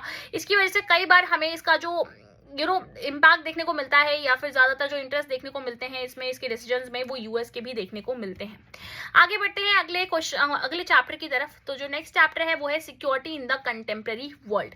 तो कंटेम्प्रेरी वर्ल्ड में सिक्योरिटी कैसी है, अब बात करी जाती है आज के टाइम पीरियड में। देखो जो सिक्योरिटी है वो काफी डिफरेंट, उसकी जो टर्म है वो चेंज हो चुकी है। The chapter explains that security means in today's world, it explores that traditional security जो कि मिलिट्री थ्रेट्स पे फोकस करती है, और नॉन ट्रेडिशनल सिक्योरिटी जो कि आज के समय में बहुत ज्यादा आगे बढ़ चुकी है। Terrorism, poverty, disease, climate change, इन सब पे हमें ज्यादा ध्यान देने की जरूरत हो चुकी है। तो ये डिस्कस करता है कि ये चैलेंजेस जो हैं मिलिट्री स्ट्रेंथ, डिप्लोमेसी, डेवलपमेंट और कोऑपरेशन में किस तरीके से काम करते हैं। इवन इंडिया के सिक्योरिटी टर्म्स के बारे में बात करें तो क्या क्या कंडीशन है। तो सिक्योरिटी की मीनिंग क्या है, डेफिनेशन क्या है कि security means freedom from threats. ठीक है, याद रखना है इस चीज को, freedom from threat is security, कि आपको जब तक ऐसा फील नहीं हो रहा है कि आपको खतरा पहुंचाया जा रहा है, it means you are secure. Not all threats are considered security threats, हर एक जो थ्रेट है उसको सिक्योरिटी थ्रेट नहीं माना जाता। मतलब मान लो आप घर से बाहर निकले हैं और एकदम से बाइक जो है वो आकर आपको लग जाती है एकदम से, तो वो एक थ्रेट ऐसे कंसिडर नहीं करा जाएगा। थ्रेट वो तभी थ्रेट माना जाएगा जबकि वो जब इतना ज्यादा मेजर इंसिडेंट क्रिएट कर दे, इतना ज्यादा मेजर हार्म क्रिएट कर दे कि उसको ठीक करना बड़ा मुश्किल हो जाए। ठीक है, और एक वाइड ऑडियंस के लिए उसकी सेम मीनिंग हो। तो ट्रेडिशनल नोशन ऑफ सिक्योरिटी क्या कहता है कि these focus is mainly on external military threat. तो पुराने के टाइम पीरियड में जब भी बात करी जाती थी ना सिक्योरिटी के बारे में, तो ट्रेडिशनल सिक्योरिटी का कॉन्सेप्ट कहता था कि खतरा तभी हो सकता है जब बाहर से खतरा हो, यानी किसी दूसरे देश से जब तक खतरा नहीं है तब तक खतरा नहीं मान सकते। तो स्टेट की सोवरेनिटी को, इंडिपेंडेंस को और टेरिटोरियल इंटीग्रिटी को अगर खतरा होता है तभी हम उसको खतरा मानते हैं, थ्रेट मानते हैं। तो इसके लिए ये लोग स्ट्रैटेजीज क्या डेवलप करते हैं, डेटरेंस, यानी वॉर को प्रिवेंट करना है हमें थ्रू थ्रेट ऑफ रिटेलिएशन। मतलब क्या करना है, वॉर को रोकने की कोशिश करनी है। डिफेंस कहता है कि प्रोटेक्ट करो, जब वॉर शुरू हो चुकी है तो उसके बाद रोकने की कोशिश करो। थर्ड कहता है बैलेंस ऑफ पावर, बातचीत बना के रखो, बैलेंस रखो पावर का, यानी अगर सामने वाले के पास 2 वेपन्स हैं तो अपने पास भी 2 वेपन होने चाहिए, बैलेंस बना रहेगा। तो सामने वाले को जब पता होगा कि भाई इसके पास भी उतने वेपन हैं तो लड़ाई झगड़ा शुरू होगा ही नहीं। और फिर है अलायंस, जैसे कि नाटो, वार्सो पैक्ट, इन सबको बना लो ताकि कलेक्टिव स्ट्रेंथ आपके पास रहे। बी इंटरनल सिक्योरिटी का कॉन्सेप्ट जो है वो क्या कहता है, beside external threats state also face internal security issues. Internal security issues को भी हम फेस करते हैं, जैसे कि इंसर्जेंसीज हो जाती हैं, सेपरेटिस्ट मूवमेंट चलते हैं अलग अलग पार्ट में, और एथनिक वायलेंस बढ़ जाता है। तो ये सब भी मेजर कंसर्न है, स्पेशली कहाँ के लिए, जो न्यूली इंडिपेंडेंट स्टेट्स हैं एशिया और अफ्रीका के, वहां के लिए। सिक्योरिटी एंड कोऑपरेशन की बात करें तो इवन इन ट्रेडिशनल सिक्योरिटी के अंदर भी कोऑपरेशन की बात करी जाती है, यानी डिसआर्मामेंट की बात करी जाती है कि हमें कोशिश करना चाहिए कि स्पेसिफिक टाइप की जो वेपन्स है जैसे BWC, CWC, नोट्स में बताया मैंने, उनको पढ़ लेना, तो उसको हम खत्म कर दें, एलिमिनेट कर दें। आर्म्स कंट्रोल करें, यानी NPT, सॉल्ट, स्टार्ट, इस तरीके की ट्रीटीज को साइन करें और जो वेपन्स है उनको कंट्रोल में रखें। कॉन्फिडेंस बिल्डिंग मेजर को भी बहुत इंपॉर्टेंट पार्ट बनाया जाता है, यानी दोनों ही जो देश हैं वो आपस में अपनी इंफॉर्मेशन को शेयर करें और मिसट्रस्ट जो दोनों के बीच में है या फिर जो दोनों के बीच में मिसअंडरस्टैंडिंग हो सकती है उसको अवॉइड करें। नॉन ट्रेडिशनल नोशन क्या कहता है सिक्योरिटी का? अब ये मिलिट्री थ्रेट से बहुत आगे निकल जाता है। ये बात करता है ह्यूमन सिक्योरिटी की, ये फोकस करता है प्रोटेक्शन पे कि इंडिविजुअल राइट्स को कैसे प्रोटेक्ट किया जाए, वायलेंस से, पॉवर्टी से, हंगर से, डिजीज से। नैरो व्यू क्या है इसका? एम्फेसिस किस पे रहता है? प्रोटेक्शन फ्रॉम इंटरनल वायलेंस, कि देश के अंदर झगड़े नहीं होने चाहिए। ब्रॉड व्यू ये कहता है कि हेल्थ से रिलेटेड चीजों को भी ध्यान में रखना है, इकोनॉमिक वेलबींग भी सही होनी चाहिए और इकोनॉमिकल जो इश्यूज हैं उनको भी ध्यान में रखते हुए चलना है।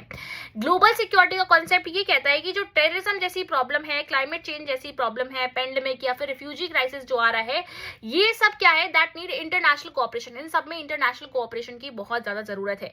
न्यू सोर्स क्या हो सकते हैं थ्रेट के? Terrorism, human rights violation, global poverty बढ़ती हुई चली जाए, रिफ्यूजीज और माइग्रेशन हो, तो ये सारी चीजें, या फिर हेल्थ एपिडेमिक्स जैसे कि HIV, एड्स, बर्ड फ्लू, कोविड-19 जैसे वायरसेस, ये सारे नए खतरे हैं, न्यू सोर्सेज ऑफ थ्रेट्स ये सारे हैं, तो इनको आप मेंशन करके जरूर आए। कोऑपरेटिव सिक्योरिटी क्या कहती है कि हमें जॉइंट एफर्ट्स क्रिएट करने चाहिए। कोई भी एक देश अकेले ग्लोबल वार्मिंग जैसी प्रॉब्लम को सॉल्व नहीं कर सकता है, तो उसमें कोऑपरेटिव सिक्योरिटी काम आती है। UN, WHO, रेड क्रॉस, ये सब साथ में आए और इन सब चीजों को एड्रेस करें to address security threats that can not be solve by military force alone, जो कि मिलिट्री फोर्स सॉल्व नहीं कर सकती है। इंडिया की सिक्योरिटी स्ट्रैटेजी क्या है, इसी बात पे डिस्कस कर लेते हैं कि हम मिलिट्री को स्ट्रेंथन करेंगे specially in response to hostile neighbours and nuclear threats. मतलब हम क्यों मिलिट्री को स्ट्रॉन्ग कर रहे हैं? क्योंकि हमें पता है कि हमारे आसपास ऐसे लोग हैं, मतलब ऐसे देश हैं, तो उनको देखते हुए हमें ऐसा करना पड़ रहा है। ग्लोबल डिसआर्मामेंट को हम सपोर्ट करते हैं, हम चाहते हैं कि भाई किसी को भी हथियार का यूज कभी करना ही ना पड़े एंड इंटरनेशनल कोऑपरेशन बना रहे थ्रू यूनाइटेड नेशंस। और जो इंटरनल सिक्योरिटी चैलेंजेस हैं उसको डेमोक्रेटिक तरीके से और फेडरलिज्म के तरीके से उसको हम खत्म करें और इकोनॉमिक डेवलपमेंट को आगे बढ़ाएं, इनइक्वालिटी को कम करें और लॉन्ग टर्म पीस को एस्टैब्लिश करें। ठीक है, आगे बढ़ते हैं अगले चैप्टर की तरफ। नेक्स्ट चैप्टर है chapter 6, environment and natural resources. तो एनवायरमेंट एंड नेचुरल रिसोर्सेज की बात करी जाए तो यहाँ पे बेटा ये जो चैप्टर है वैसे तो बहुत ज्यादा इंपॉर्टेंट है, मतलब अगर आप चाहो तो इसको इजीली कवर कर सकते हो और बहुत आराम से इसमें मार्क्स स्कोर किए जा सकते हैं। बस थोड़ा सा ध्यान से समझने की कोशिश करना। कई बार आपको बोरिंग लगता है कि कहाँ से ये जो इन्वायरमेंट वाला चैप्टर है वो यहाँ पे उठा के दे दिया है पॉल साइंस में, but it is very easy. समझो, environmental concerns in global politics. तो एनवायरमेंटल डिग्रेडेशन एक बहुत बड़ा की पॉलिटिकल इशू बन गया है आज के समय में, जैसे कि क्लाइमेट चेंज होना, ओजोन लेयर डिप्लीट करती हुई चली जा रही है, वाटर लैंड पॉल्यूशन हो रहा है, बायोडाइवर्सिटी खत्म हो जा रही है, डिफॉरेस्टेशन हो रही है। ये सारी चीजें कि हर एक देश को नुकसान पहुंचा रही हैं। एनवायरमेंटल इश्यूज आर पॉलिटिकल, ये सारे इश्यूज पॉलिटिकल है बिकॉज ये क्वेश्चन को रेज करते हैं कि किसकी रिस्पॉन्सिबिलिटी है, किसके पास कितना एक्सेस होना चाहिए इन रिसोर्सेज का। तो एनवायरमेंटल पॉलिटिक्स का राइज कहां से होता है?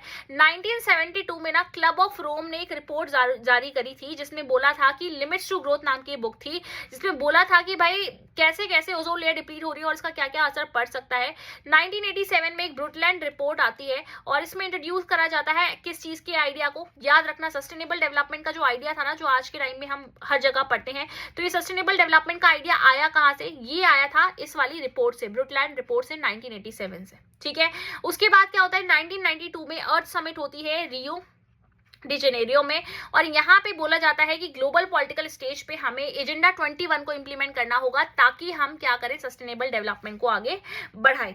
कॉन्फ्लिक्ट्स एमर्ज होते हैं ग्लोबल नॉर्थ और ग्लोबल साउथ के बीच में। तो अब हुआ क्या भाई कि जो जितनी भी ग्लोबल नॉर्थ वाली कंट्रीज हैं दे आर ऑलरेडी डेवलप्ड, वो ऑलरेडी डेवलप हो चुकी हैं।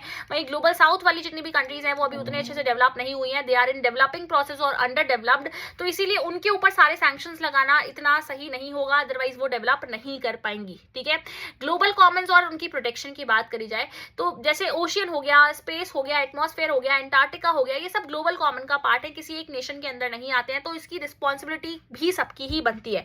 ट्रीटीज जैसे 1959 में एंटार्क्टिक ट्रीटी होती है, 1987 में मॉन्ट्रियल प्रोटोकॉल, 1991 में Antarctic environmental protocol.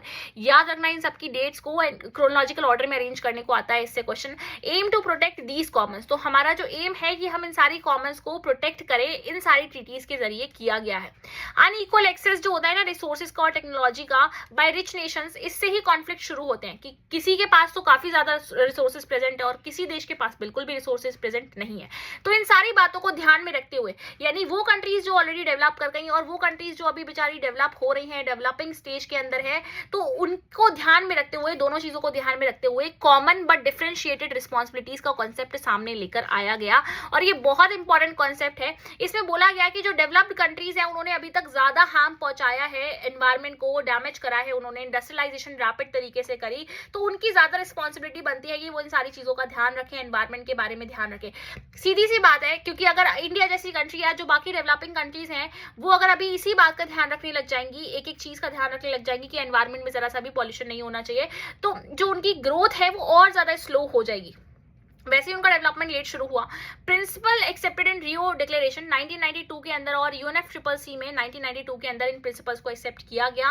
Kyoto protocol 1997 में होता है, जिसमें बोला गया गेव एमिशन टारगेट्स, बोला गया कि भाई एमिशन टारगेट जो दिए गए ना वो डेवलप्ड कंट्रीज को अलग हैं और डेवलपिंग नेशंस को अलग है, लाइक इंडिया और चाइना को इसमें एग्जेम्पशन प्रोवाइड किया गया है, थोड़ा सा छूट प्रोवाइड करी गई है। कॉमन प्रॉपर्टी रिसोर्सेज की बात करें, जैसे फॉरेस्ट हो गया, रिवर हो गया, पैस्चर लैंड्स हो गए, इनको लोकल कम्युनिटीज के द्वारा मैनेज किया जाना चाहिए। सेक्रेड ग्रूव्स इंडिया के अंदर प्रेजेंट है, बहुत सारे ऐसे पेड़ वेड़ होते हैं ना जो सेक्रेड माने जाते हैं, like people, banyan tree and Neem tree, तो उनको लोग नहीं कट होने देते हैं, जो कि एक सही तरीका भी है, अच्छा भी है, इससे सस्टेनेबल रिसोर्सेज जो है उनका यूज हो रहा है और वो बने हुए हैं। ग्लोबल प्रेशर, जैसे कि प्राइवेटाइजेशन को लेकर ग्लोबल प्रेशर का आना और पॉपुलेशन ग्रोथ को लेकर, ये सारी चीजें भी थ्रेट है कॉमन रिसोर्सेज में। इंडिया का स्टैंड क्या है एनवायरमेंटल इशू में, तो इंडिया ने साइन किया है क्योटो प्रोटोकॉल को 2002 में, वेरी इंपॉर्टेंट। पेरिस एग्रीमेंट को साइन किया तो 2016 में। इससे रिलेटेड क्वेश्चन भी आया था और बच्चे घूम गए थे बेटा कि उनको पता ही नहीं था कि कब पेरिस एग्रीमेंट हुआ है। इंडिया सपोर्ट करता है CBDR को, यानी कॉमन बट डिफरेंशिएटेड रिस्पांसिबिलिटी के प्रिंसिपल को इंडिया सपोर्ट करता है and stresses that developed nation जितने भी हैं उनको भी फाइनेंस और टेक्नोलॉजी के मामले में ज्यादा यहाँ पे साथ देना चाहिए, इन सारी चीजों में ज्यादा कंट्रीब्यूट करना चाहिए। इंडिया ने पॉलिसीज लॉन्च करी, like the national auto fuel policy, energy conservation act 2001 में हुआ, इस पे भी क्वेश्चन आया था, और नेशनल बायोडीजल मिशन, इन सबको लॉन्च किया। और ये सारी पॉलिसीज हेल्प करती हैं एनवायरमेंट के इश्यूज को कम करने में। एनवायरमेंटल मूवमेंट्स, जैसे कि इंडिया में चिपको मूवमेंट आपको देखने को मिला, नर्मदा बचाओ आंदोलन, और इसी तरीके से जो सदर्न कंट्रीज हैं उसमें भी इस तरीके के मूवमेंट्स होते रहते हैं, like wilderness focusing on campaigns of north. तो नॉर्थ के जो कैंपेन्स है उसमें हम देखते हैं। आगे देखो जरा रिसोर्स जियोपॉलिटिक्स क्या है, तो बात करी जाती है इसमें कि रिसोर्स जियोपॉलिटिक्स एक स्टडी है कि how Nations compete and control vital resources, जैसे ऑयल, वाटर और मिनरल्स हैं, इनको कैसे सारे देश मिलकर कंट्रोल करते हैं, कैसे आपस में डिवाइड करते हैं। कोल्ड वॉर एरा के दौरान इंडस्ट्रियल पावर्स ने मेंटेन किया था रिसोर्स फ्लो को through military presence, alliance, multinational companies, oil specially West Asia से जो कि आता था, which hold 64% of global reserve, has been central to wars. ज्यादातर कहा जा रहा था वॉर्स में, इंटरवेंशन में, पॉलिटिकल इन्फ्लुएंस में, seen in US involvement in Iraq, जैसा कि US की इन्वॉल्वमेंट हम इराक में देख सकते हैं। वाटर स्कार्सिटी एक बहुत बड़ा इशू था, ठीक है। तो जॉर्डन, यार्मुक और यूफ्रेट्स रिवर जो मिडिल ईस्ट में है, यहाँ पे भी हमें अपस्ट्रीम और डाउनस्ट्रीम के बीच में जो पानी को लेकर डिस्ट्रीब्यूशन है उस पर डिस्प्यूट्स देखने को मिलते हैं। इंडिजिनस पीपल और उनके राइट्स के बारे में अगर हम बात करें तो एशिया, अफ्रीका और लैटिन अमेरिका के जो लोग हैं, मतलब ऐसे इंडिजिनस पीपल जिनको उनकी जगह से डिस्प्लेस होना पड़ा क्योंकि वहां पे कोई दूसरी कम्युनिटी आ गई, including India's scheduled tribes who made up about 8% population create करते हैं वो। और की कंसर्न यहाँ पे क्या है कि उनका जो लैंड है वो उनके पास से जा चुका है, इकोनॉमिक सर्वाइवल पे ही वो टिके होते थे, कल्चरल आइडेंटिटी नहीं है उनकी, along with struggles for political autonomy, preservation of tradition. तो ये चाहते हैं कि अपने ट्रेडिशन को बचा के रखें, चाहते हैं कि ट्राइबल कम्युनिटी की तरह ही ये रहें, ठीक है। और ये भी डिमांड करते हैं कि इनके एंसेस्ट्रल लैंड्स को प्रोटेक्ट किया जाना चाहिए, इनकी हेरिटेज को प्रोटेक्ट किया जाना चाहिए। Global solidarity has grown through initiatives like world council indigenous people 1975 में, यहाँ से शुरुआत होती है। और आगे बढ़ते हैं जरा हम नेक्स्ट चैप्टर की तरफ। नेक्स्ट चैप्टर जो कि लास्ट चैप्टर भी है इस पूरे वीडियो का, इस पूरी बुक का, तो पढ़ लेते हैं इसको फटाफट से। ग्लोबलाइजेशन से ना 2 ही 3 क्वेश्चन आते हैं और वो फिक्स है कि वही क्वेश्चन आने हैं, तो आपको उसी तरीके से पढ़ना है। ग्लोबलाइजेशन एक ग्रोइंग कनेक्टेडनेस है बिटवीन कंट्रीज, जिससे कि किस चीज का फ्री फ्लो हो पा रहा है, आइडियाज, गुड्स, कैपिटल और सर्विसेज का, याद रखना है, ठीक है, और पीपल का। तो ideas, goods and services, capital and people, इन सबका फ्लो हो पाता है ग्लोबलाइजेशन की वजह से ही। ग्लोबलाइजेशन कोई नया कॉन्सेप्ट नहीं है। अगर आप कुछ भी नया ऐसा देख रहे हो, आप मतलब देख रहे हो कि मेरे पास कोई बाहर की चीज है प्रेजेंट, तो वो मेरे पास कैसे आई, ग्लोबलाइजेशन की वजह से ही आई। अगर वो कॉन्सेप्ट है मेरे पास तो कहाँ से आया, जीन्स का कॉन्सेप्ट जो आप देखते हो वो कहाँ से आया, वेस्टर्न नेशन से आया, ठीक है। जो इंडिया के स्पाइसेस है वो बाहर कैसे पहुंचे, वो भी ग्लोबलाइजेशन का कॉन्सेप्ट है, ठीक। तो डिफरेंट टाइप की डिग्रीज हम जो देखते हैं, MBA, masters in business administration, ये सब कहाँ से आया, ये सब वेस्ट का कॉन्सेप्ट है इंडिया में, जो कि हमें देखने को मिलता है। और इससे इंटरकनेक्टेडनेस वर्ल्ड वाइड बढ़ती है। कैरेक्टराइज अगर इसकी कैरेक्टरिस्टिक्स की बात करें ग्लोबलाइजेशन के, जिसको हम मैनिफेस्टेशंस भी बोलते हैं, तो क्या क्या है, ये मल्टी डायमेंशनल होता है, ठीक है। It effects economic, politics, society and culture together. It has uneven effect. कई बार क्या होता है, इसका अनइवन इफेक्ट भी देखने को मिलता है। जैसे कि बात कर सकते हैं हम कि जितनी ज्यादा हम बाहर की जो ब्लू जीन्स का कॉन्सेप्ट है उसको फॉलो करें, क्या इंडिया का भी जो कल्चर है उसको बाहर उतना ही लोग फॉलो कर रहे हैं, तो अनइवन चीज हो जाती है ये। It is historical movement of goods. ऐसा नहीं है कोई नया कॉन्सेप्ट है, कुछ भी नोबल नहीं है इसमें, स्टार्टिंग से ही ये सब चलता हुआ चला आया है कि जो फ्लो है वो रहा है। बस आने वाले टाइम पीरियड में इस समय में थोड़ा ज्यादा इंक्रीज हो गया है, क्योंकि थोड़ा ईजी हो गया, एक्सेसिबल हो गया है इधर से उधर ट्रैवल करना। It includes both. इसके पॉजिटिव भी इम्पैक्ट है और नेगेटिव भी इम्पैक्ट है। पॉजिटिव क्या है कि नई अपॉर्चुनिटीज मिलती है, न्यू मार्केट मिलती है। वहीं नेगेटिव क्या है कि लोगों की जॉब जा रही है, इरोजन ऑफ कल्चर, किसी एक जगह का तो पूरा कल्चर ही खत्म हो जा रहा है ग्लोबलाइजेशन के चलते। कारण क्या है ग्लोबलाइजेशन के, टेक्नोलॉजी एक बहुत बड़ा बिगेस्ट फैक्टर बना हुआ है। Telephone, computers, microchips, internet, fast transportation, इसकी वजह से लोग हद से ज्यादा ट्रैवल करने लग गए हैं। अवेयरनेस ऑफ इंटरडिपेंडेंटनेस, ठीक है, कि इवेंट्स जैसे सुनामी आ गई, इकोनॉमिक क्रैशेस हो गए, डिजीज हो गए, ये शो करते हैं कि how one countries issues affect the whole world, कि एक देश में अगर कुछ भी प्रॉब्लम चल रही है तो वो पूरे वर्ल्ड को कैसे इफेक्ट करे। अभी हम देख रहे हैं ना, ईरान इसराइल का जो क्राइसिस चल रहा है वो कैसे पूरे वर्ल्ड को इफेक्ट कर रहा है। Economic reasons, opening up markets, flow of foreign investment. और इकोनॉमिक रीजन क्या है इसके, कि मार्केट ओपन हो पाएगी सही तरीके से, फॉरेन इन्वेस्टमेंट मिलेगी और cheaper communication, means of communication हमें देखने को मिलेगा। और इससे क्या होगा, कंट्रीज एक दूसरे से इंटरेक्ट भी कर पाएंगी। ऑल्दो ग्लोबलाइजेशन हमेशा से ही एग्जिस्ट करती थी, बट आज के टाइम पीरियड में ये चीज बहुत ज्यादा फास्टर हो गई है पहले से। Political consequences, economic consequences, cultural consequences, इन पे क्वेश्चन ज्यादातर बनते हैं। पॉलिटिकल कॉन्सिक्वेंसेस क्या है ग्लोबलाइजेशन के, कि स्टेट की जो पावर है वो कम हो गई है। अब अलग अलग व्यूज है लोगों के, इन तीनों व्यूज को समझो। कुछ लोगों का कहना है कि welfare states are shrinking, governments now focus more on law and security rather than social welfare, कि अब जो स्टेट का रोल है, जो गवर्नमेंट का रोल है, वो कम हो चुका है पहले के कंपेरिजन में। और राइज ऑफ द मार्केट, जो मार्केट है उसका काफी राइज बढ़ा है। मार्केट डिसाइड करती है इकोनॉमिक और सोशल प्रायोरिटीज को मोर देन गवर्नमेंट्स नाउ। तो यानी गवर्नमेंट का जो रोल है वो बिल्कुल मिनिमलिस्ट रह चुका है, वेलफेयर स्टेट का रोल अब वो नहीं प्ले करती है। वहीं कुछ लोगों का मानना ऐसा है कि स्टेट अभी भी एक इंपॉर्टेंट रोल प्ले करती है, जैसे कि मान लो सिक्योरिटी के केस में, मान लो वॉर हो जाती है, तो उस केस में आपको कौन बचाएगा, जो आपका स्टेट है, आपका जो देश है, आपकी जो गवर्नमेंट है वही तो बचाएगी, ठीक है। स्ट्रॉन्गर सर्विलेंस पावर, तो नई टेक्नोलॉजीज जैसे जैसे आई हैं उस तरीके से जो सिटीजन्स के बारे में इंफॉर्मेशन कलेक्ट करना सरकार के लिए भी बहुत ईजी हो गया है। जैसे कि हम लोग डिफरेंट टाइप की जो एप्लीकेशन है गवर्नमेंट के द्वारा लॉन्च करी गई उनको यूज करते हैं आए दिन, ठीक है। बहुत सारे ऐसे एप्लीकेशंस है, नाम याद नहीं आ रहा है मुझे एग्जैक्टली अभी, जिसमें हम अपना आधार वगैरह अपलोड करते हैं, तो वो सारी जो एप्लीकेशंस है। इकोनॉमिक कॉन्सिक्वेंसेस ग्लोबलाइजेशन के क्या है, ग्रेटर इकोनॉमिक फ्लोज बढ़ते हुए देखने को मिल रहे हैं, इंक्रीज ट्रेड ऑफ गुड्स और investment, money across borders, movement of technology and services, role of international bodies, IMF, WTO, world bank, ये सब बड़ा इंपॉर्टेंट रोल प्ले करते हैं इसमें। इनइक्वालिटी और इनजस्टिस तो देखने को मिलता ही है, जो बड़ी कंट्रीज हैं, बिग कंपनीज हैं, उनको ज्यादा प्रॉफिट होता है, पुअर कंट्रीज बेचारी पुअर होते हुए चली जाती हैं। Different results in different countries, her country के अंदर रिजल्ट आपको अलग देखने को मिलेगा। किसी कंट्री ने इस चीज से बहुत कमाया, अमेरिका को देखो, चाइना को देखो, हद से ज्यादा कमाया। वहीं कुछ जो कंट्रीज हैं उनको नुकसान भी फेस करना पड़ा। डिबेट क्या है कि सम से कि ग्लोबलाइजेशन बहुत अच्छी है, वेल्थ इंक्रीज हो रही है, वहीं पे कुछ लोग कहते हैं कि इससे गरीबी और एक्सप्लॉइटेशन और ज्यादा बढ़ रहा है, ठीक है।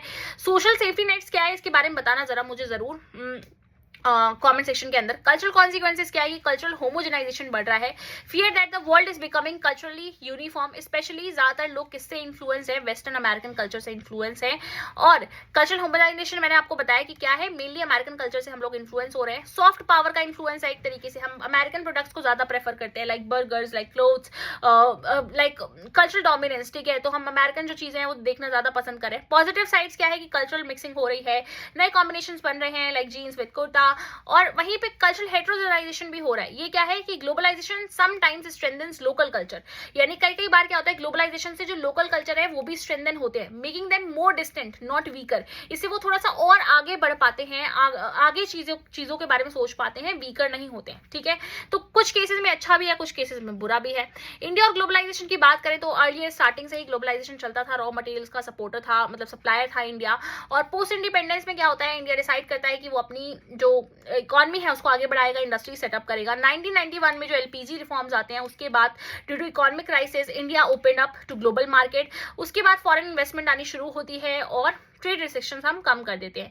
प्रेजेंट चैलेंज क्या है, ग्रोथ तो इंक्रीज हुई है but the goal is to ensure that all section of Indian society benefit not just a few, कि हर किसी को इस ग्लोबलाइजेशन से फायदा हो, ऐसा ना हो कि सिर्फ कुछ लोग ही बेनिफिट उठा रहे हैं। ठीक है, resistance to globalisation, left wing और राइट विंग इसको क्रिटिसाइज करते हैं अलग अलग तरीके से। लेफ्ट विंग का मानना है कि ग्लोबलाइजेशन की वजह से रिच और पुअर के बीच का गैप बढ़ा है, सरकारें वीक हो गई हैं और बिग कॉर्पोरेशंस को ही फायदा हुआ है। राइट विंग कहती है कि भाई हमारे साथ तो हमारी कल्चर की आइडेंटिटी ही छीनी जा रही है हमसे, कल्चर हमारा बचा ही नहीं है, वेस्टर्न कॉन्सेप्ट्स को हम फॉलो करने लग गए हैं एंड इकोनॉमिक सेल्फ सफिशिएंसी देखने को मिल रही है। ग्लोबल प्रोटेस्ट मूवमेंट्स क्या है, मेनी ग्रुप्स जैसे कि वर्ल्ड सोशल फोरम अपोज करते हैं अनफेयर ट्रेड प्रैक्टिसेस को एंड ये फेयर ग्लोबलाइजेशन के बारे में बात करते हैं।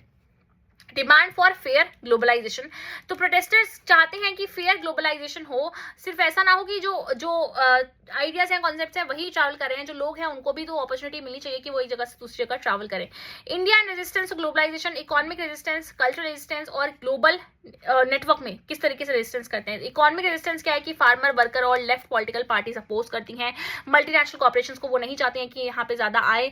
वहीं कल्चरल रेजिस्टेंस क्या है कि कुछ ग्रुप्स जो है वो अपोज करते हैं वेस्टर्न फेस्टिवल्स को, लाइक वैलेंटाइंस डे का कॉन्सेप्ट। वहीं पे कुछ लोग जो है वो सपोर्ट भी करते हैं वेस्टर्न फैशन को, फियरिंग कुछ लोगों को डर लगता है कि भाई उनका इंडियन कल्चर जो है वो थ्रेट के अंदर है, खतरे में है।